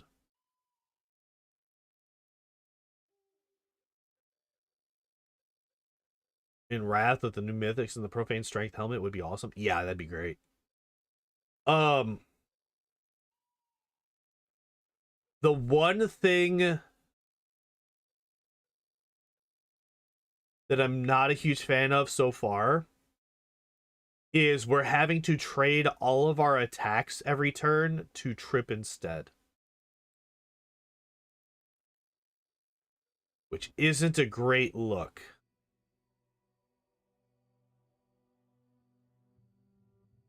If I remember correctly, there's a feat in Wrath, I think, that you can take that makes it so that your trip attacks can be part of your actual attacks. But I can't remember if that was a class ability or if it was a feat that everybody could take. And I don't know if it's available in Kingmaker either. No Drovier, Druid and Kingmaker, yeah. So there's the improved 2-weapon fighting. Also, our dex is now a 17, by the way. Missed that a couple of levels back, but it doesn't really matter. We kind of... Fuck you recommending Hammer the Gap. Get the hell out of here.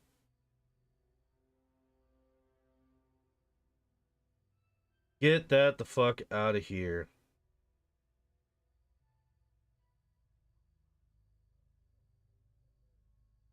There's a shield feat. Every shield attack tries to trip the enemy. Okay. That's really good then. And I'm wondering why it's not something that we have yet.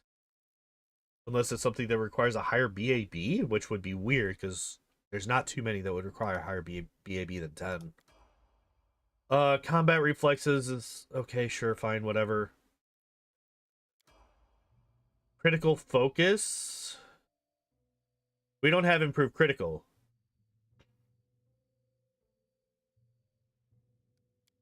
This is shit.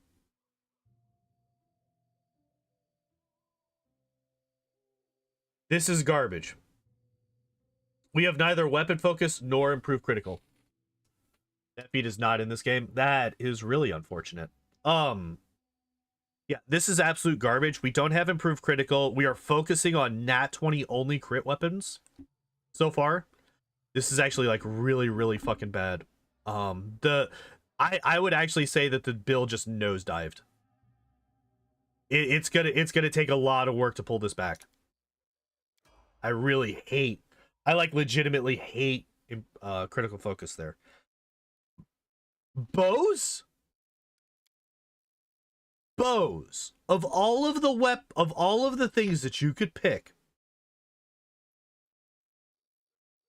Well, you wouldn't want pole arms because you're a light blades, heavy blades, probably heavy blades, axes, spears, literally anything except for bows and crossbows and pole arms and double weapons. Like, you have slightly over a 50% chance to throw a dart at a board to randomly choose one of these. You threw a dart at a board and randomly chose one of these, you would have a better chance of picking a good one than this choice right here. This is fucking trash. But what if you can't reach the people that you're trying to kill? Doesn't matter. Doesn't matter. You have ranged characters in your party. Do not swap to a fucking bow on your heavy armor tank character. Don't do it. That's fucking stupid. Staggering critical is shit. Greater shield focus is fine. So I would like to remind everybody we still do not have improved critical, so we still have only a nat 20, a 5%, a 1 in 20 chance to critically threaten, not even critically hit, but just to threaten the enemy. And then we still have to confirm it. And then we get to use the staggering critical. This is fucking garbage. Like I said, the instant it went to critical critical focus here, level 12. Build took a nosedive. I didn't even mention missile shield. I talked about missile shield when we went over Valerie. This is trash. This is a bad feat. Don't take it. You're negating 1 attack per round when, especially at level 13, if you're fighting a level 13 ranger, what is that? 3, 4, 5 hits? 5 hits per round, right? Because ranger is going to be full BAB, which means they're going to have 3 attacks at this point. They're also going to have rapid shot and many shot, which is 2 more hits. So a total of 5 hits, and that's not including haste. You know, like, I mean, the enemies don't usually get haste, but, you know, let's just fucking add on a 6th, and that's just from 1 guy. So 5 attacks from 1 guy, and you get to negate 1 of them. You get 2 people shooting at you. That's suddenly 10 attacks, and you get to negate 1.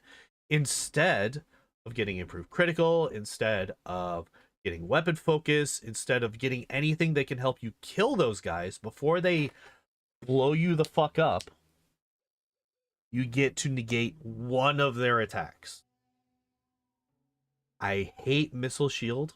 It's a trap. If you're gonna take it early when those guys don't have fucking 20 attacks per round. But at level 13, it's fucking shit. Also, greater shield focus is fine. Greater 2-weapon fighting is also fine. Shield Master, I don't even know what this means. You do not suffer any penalties on attack rolls made with a shield while you're wielding another weapon. Why would you be wielding a shield by itself? That's really stupid. Add your shield's enhancement bonus to attack and damage rolls made with the shield as if it were a weapon enhancement bonus.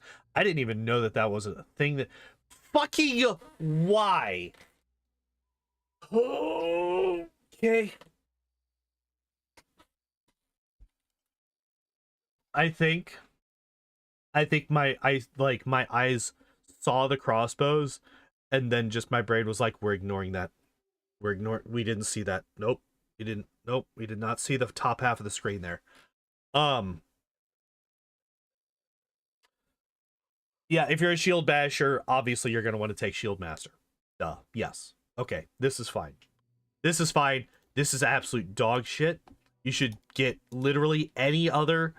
So, we now have 1, 2, 3, 4, 5, 6, 7, 8. 8 choices.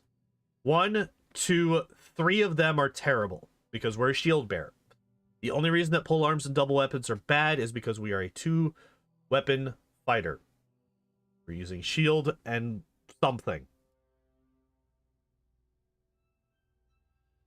Meaning, we have a 3 in 8 chance. Roll poorly. 5/8. Roll well. And get something that's actually useful. Even natural. I'm considering natural to be better. Because at least you could punch people.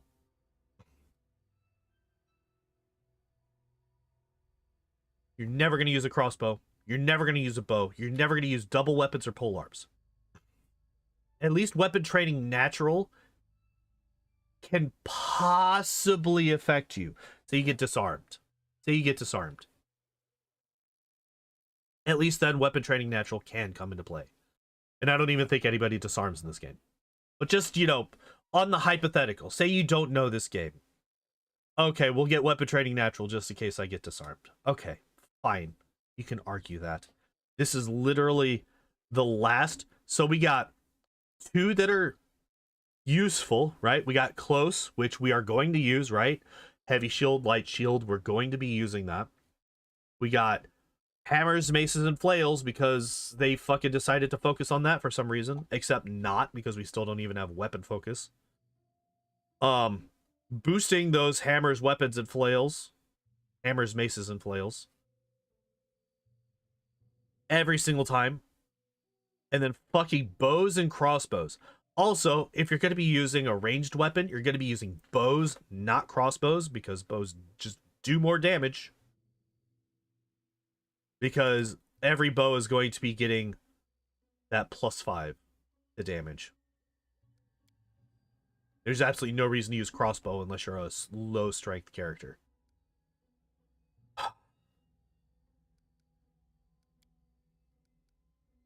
Tilting.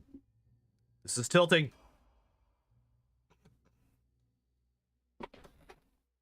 And blinding critical, I would like to remind everybody that we do not have improved critical. Yet we have 2 critical feats now. We have staggering here. We have blinding here. The same ones that we had on Valerie.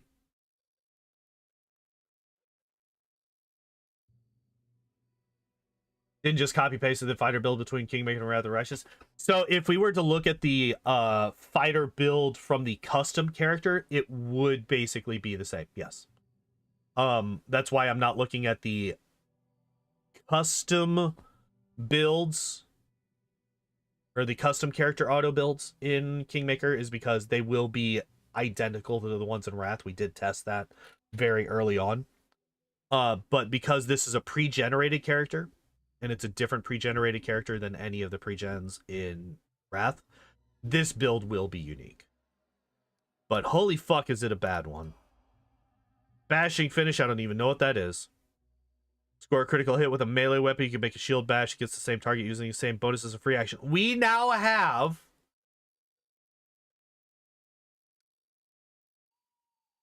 one, two, three, 4.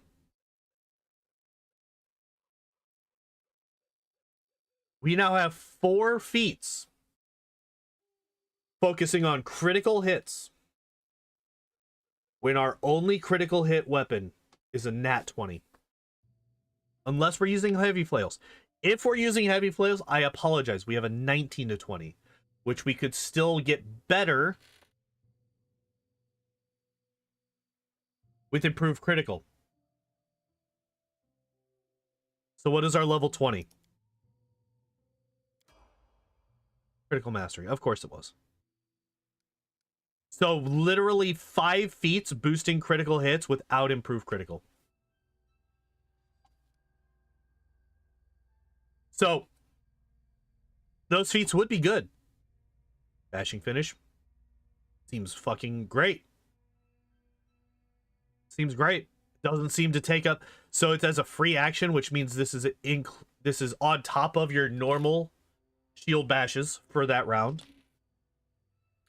By the way, we did get greater 2-weapon fighting. We did get greater 2-weapon fighting. I apologize. I thought for a moment that we were stuck at improved.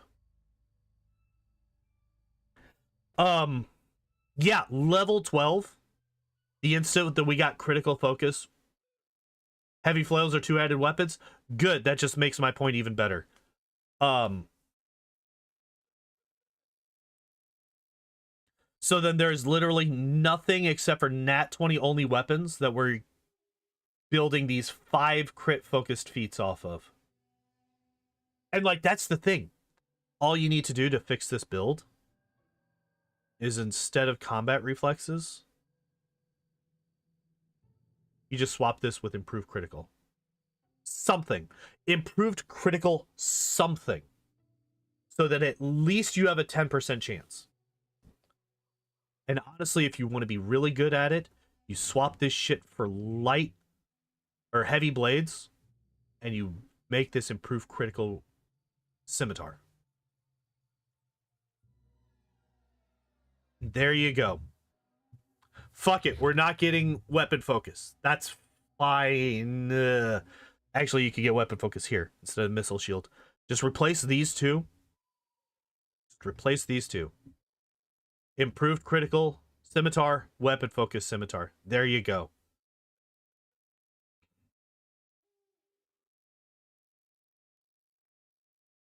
By the way, replace greater trip, Fury's Fall, trip, and combat expertise. Weapon focus, greater weapon focus, weapon specialization, greater weapon specialization. And then there you go. You can still get your fucking stupid missile shield.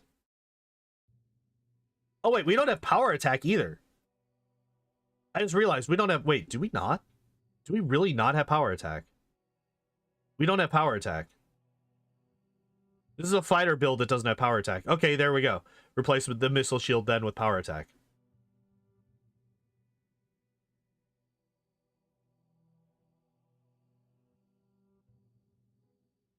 Wow, this build is actually really... Like, this build was okay up until level 11. Once you got to level 12... Once you get to level 12 in this build fucking shits itself. And, like, that's accepting the trip feats. Which, like, I like trip. Trip is a good ability. However, I don't think it's worth trading all of your attacks on a full BAB character. Do not think it's worth trading all of your attacks on a full BAB character. Also, I think I misspoke earlier.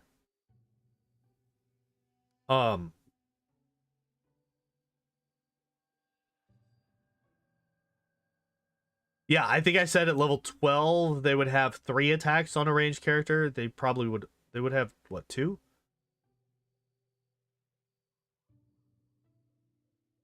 Feat-wise, I like Valerie's more. Feat-wise, easily Valerie.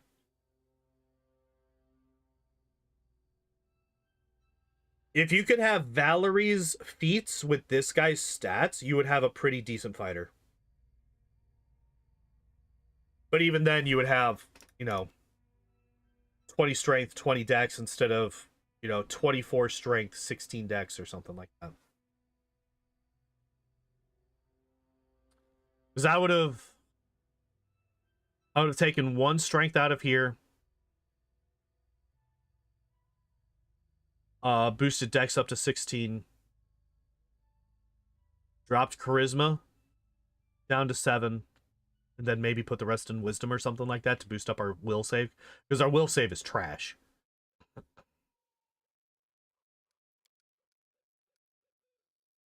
But yeah, so let's compare. Oh shit, I don't have... We can leave. I don't have Valerie in the party. So let's compare Valerie and Hedwirg. Yeah, that's fine. Go away, come in.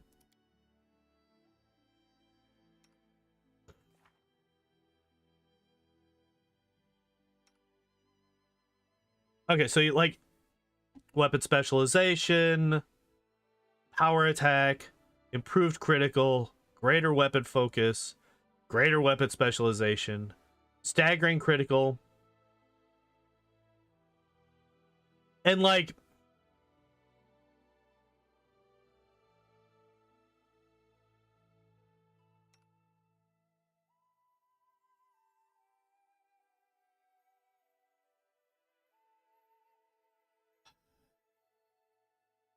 dumb.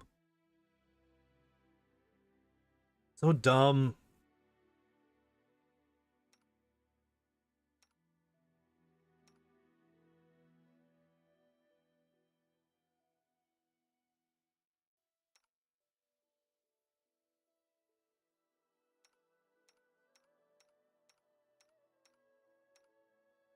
I actually find it very interesting. Find it very interesting that despite the fact that she is a tower shield specialist, her AC is only 1 higher than his. Her flat-footed is a lot better, but his touch is a lot better. Also, he doesn't have what are you wearing? So he's got scale mail. What she got? Banded mail, huh? 7 and 1 versus 5 and 3. Then he's got 1. He's got 4. That's a big difference.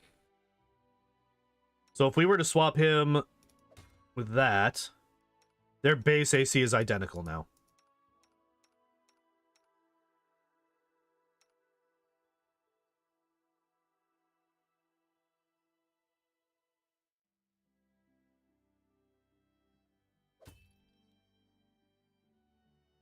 Wait, why is this... Why did my AC not go up?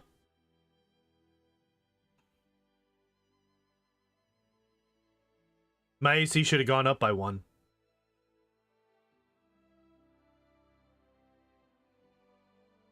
The difference in dex? Oh, that's fair.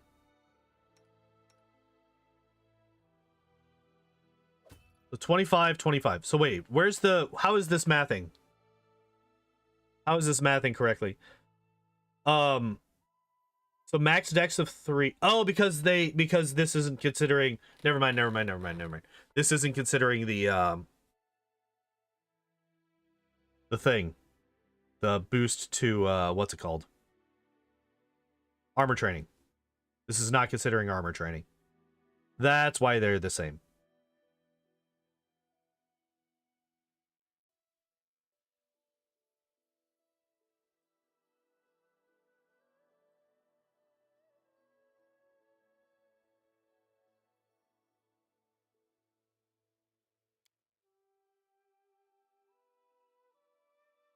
Yeah, alright, so if we look at his class, we look at hers. Alright, so we got up to staggering critical, and then we got penetrating strike. Oh yeah, she's even got penetrating strike, so she even ignores DR. Is the armor not showing in the model? Because it's Kingmaker, and Kingmaker's jank as fuck. Look, don't worry about it, alright?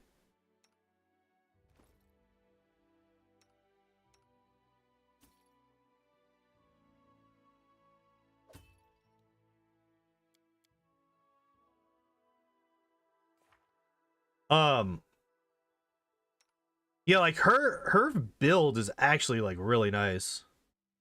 Shield focus, heavy armor focus, iron will, critical focus, missile shield. Like there's a couple that I would change. Like I would get rid of missile shield. But like with her, this is another thing with her. Hers is a lot more focused. Where he's not wasting a bunch of feats on random shit. Like he has feats for critical feats. He's got these trip feats, which is 4 feats that he's using. The problem are her ability scores. Yeah, that's what I'm saying. That's why I'm saying if we took his stats spread, and put it into and mixed it with her feats, you would actually have a decent fighter. But like, you could even argue, get rid of Iron Will, Missile Shield, get rid of all of the save boosting feats, which I don't think... I actually kind of like the Will save boosts here. I don't think that she really needs the reflex saves here.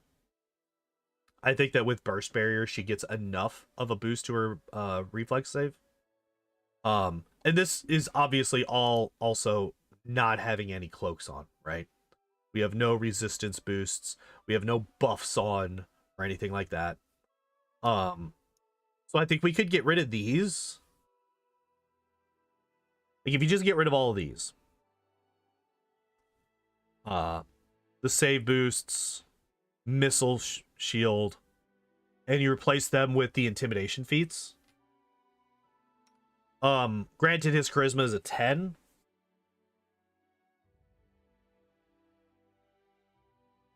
But if you were to give him, even if we left his ability scores as is, he would still be a decent intimidator, especially if you swapped the where you put your boosts every 4 levels. If we were to put those into strength and then just take intimidating prowess, right? He could also be a decent intimidator.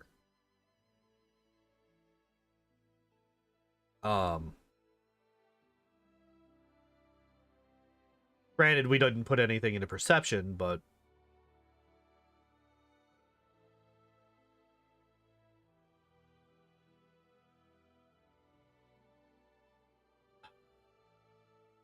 or, I'm sorry, persuasion. I said perception, I meant persuasion. Wait, what the hell? Look at... So apparently... Oh, okay. Damn. When I was moving my mouse down here, it was highlighting different of these. And then I clicked and it's not doing it anymore. Strange. Yeah. See? Right now, my mouse is apparently highlighting abilities. If I click, it's not going to take it. But apparently right now, my mouse is highlighting abilities. I wonder if that's because... Yeah. So this is where my mouse was before the page actually loaded in. So I moved my mouse to here before this page actually loaded in. So, oh wait, it's actually moving. Going up every time.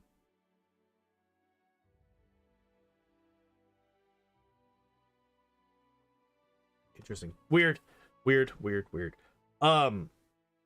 yeah, if you were to swap around his skills a bit, you could add in persuasion. I don't know. But yeah, she definitely has the better like actual feat choices. It's just her stat spread is fucking garbage. And putting points into Constitution is the dumbest thing I've ever seen in my life.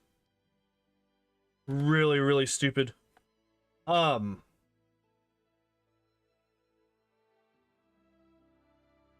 yeah. That's gonna be it for me today, guys. Yeah.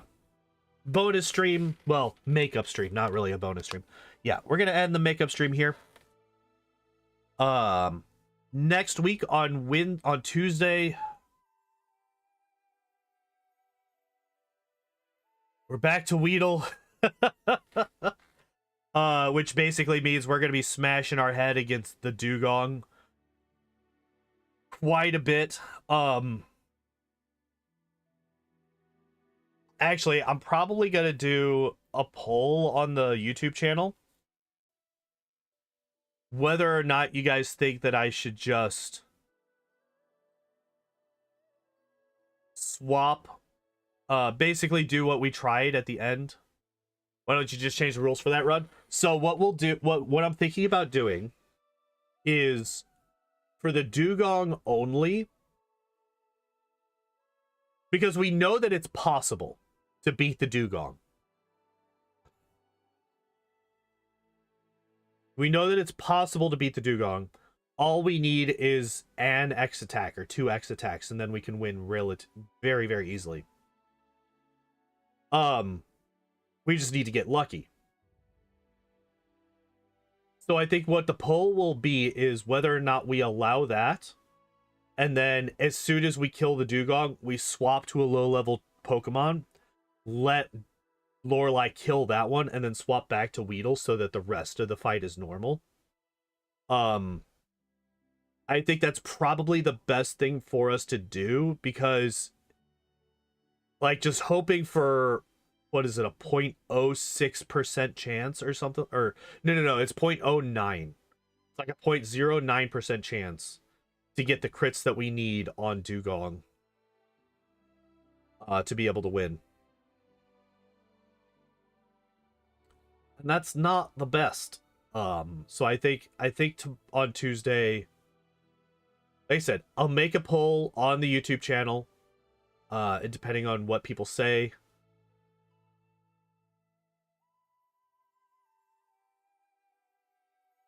Start of every trainer. I don't want to go quite that far, because we actually showed last week that if I were to do that, it would actually trivialize a lot of those fights. Like we used 2 X attacks against Lorelei, and it turned her fight into a complete non-issue. Like it was incredibly easy. I mean, to get a 5-star in the average gacha game for that fight, not just for that fight, to beat the first Pokemon of that fight, and then we still have to go through the rest of them.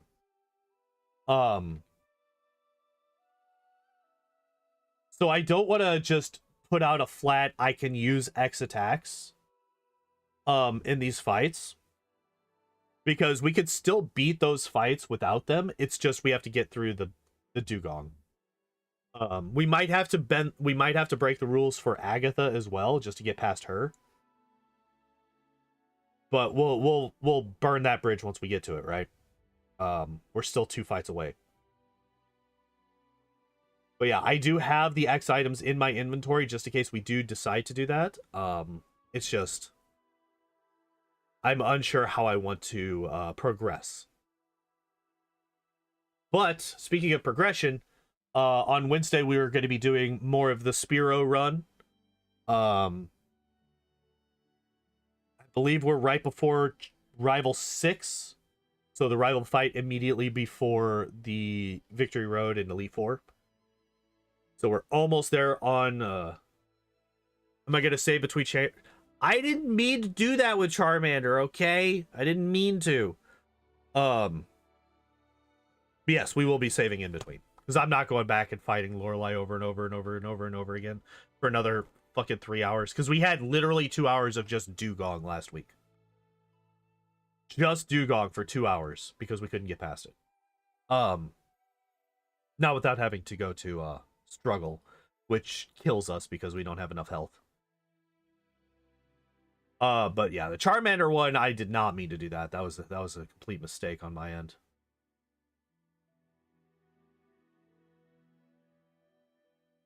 But yeah, I will be saving between trainers with the Weedle run. It's too difficult to run for me not to. I did it multiple times. I know. So when I saved before the Bruto fight, that was a complete accident. When I saved before the Agatha fight, that was a complete accident. I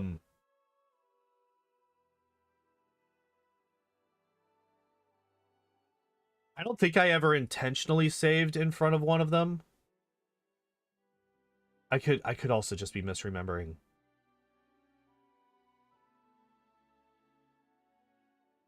The reason that I don't save in front of the Elite Four trainers is basically to remove variables. So the point of those runs is to have them be as consistent with one another as possible, given the amount of differences between the Pokemon individually, right? That's why I have them fighting every gym trainer. That's why I have them that's why I have the rules set up as I do. Is so that the real time is as consistent with one another as they can be. The in-game time is as consistent with one another as they can be. And if I save in the Elite Four, that is a difference, that is a change to the rules, and that adjusts how much time we're spending in real time to get through the run, which I don't like doing. So I don't think I intentionally oh wait, I did save before Agatha, didn't I? But I can't remember if I did that on purpose. Like a second time, I mean. I saved before Agatha a second time, I think. But I can't remember if I did it on purpose or not. Like, I legitimately don't mean... like, at least the first two, I legitimately did not mean to do. But I might have just gotten frustrated towards the end and just saved in front of Agatha, because the first two fights were completely fucking consistent every single time. But anyway, Weedle on Tuesday, Spearow on Wednesday. I'm expecting to beat Spearow on Wednesday. Thursday I'll be off as usual. Friday we will come back to more Pokemon, and I think we're going to do Hypno. We're going to do Hypno on Friday. I've made my decision. I was waffling back and forth between Hypno and Tentacruel for Friday. We're going to be doing Hypno. We'll do Tentacruel after the Hypno run. And then we'll start doing random runs again. I just want a couple of runs where I'm not just fucking smashing my face against impossible odds. Because the last like 4 runs have all been rough. But yeah, next Saturday we'll be back here. We'll be looking at Amiri and Tristan next Saturday. Yeah. That's going to be it for me today, guys. Thank you, everybody, for hanging out and watching. Appreciate y'all, as always. And as always, I hope you all enjoyed the stream. I hope you all have a good evening. And I hope to see you next time. Bye-bye!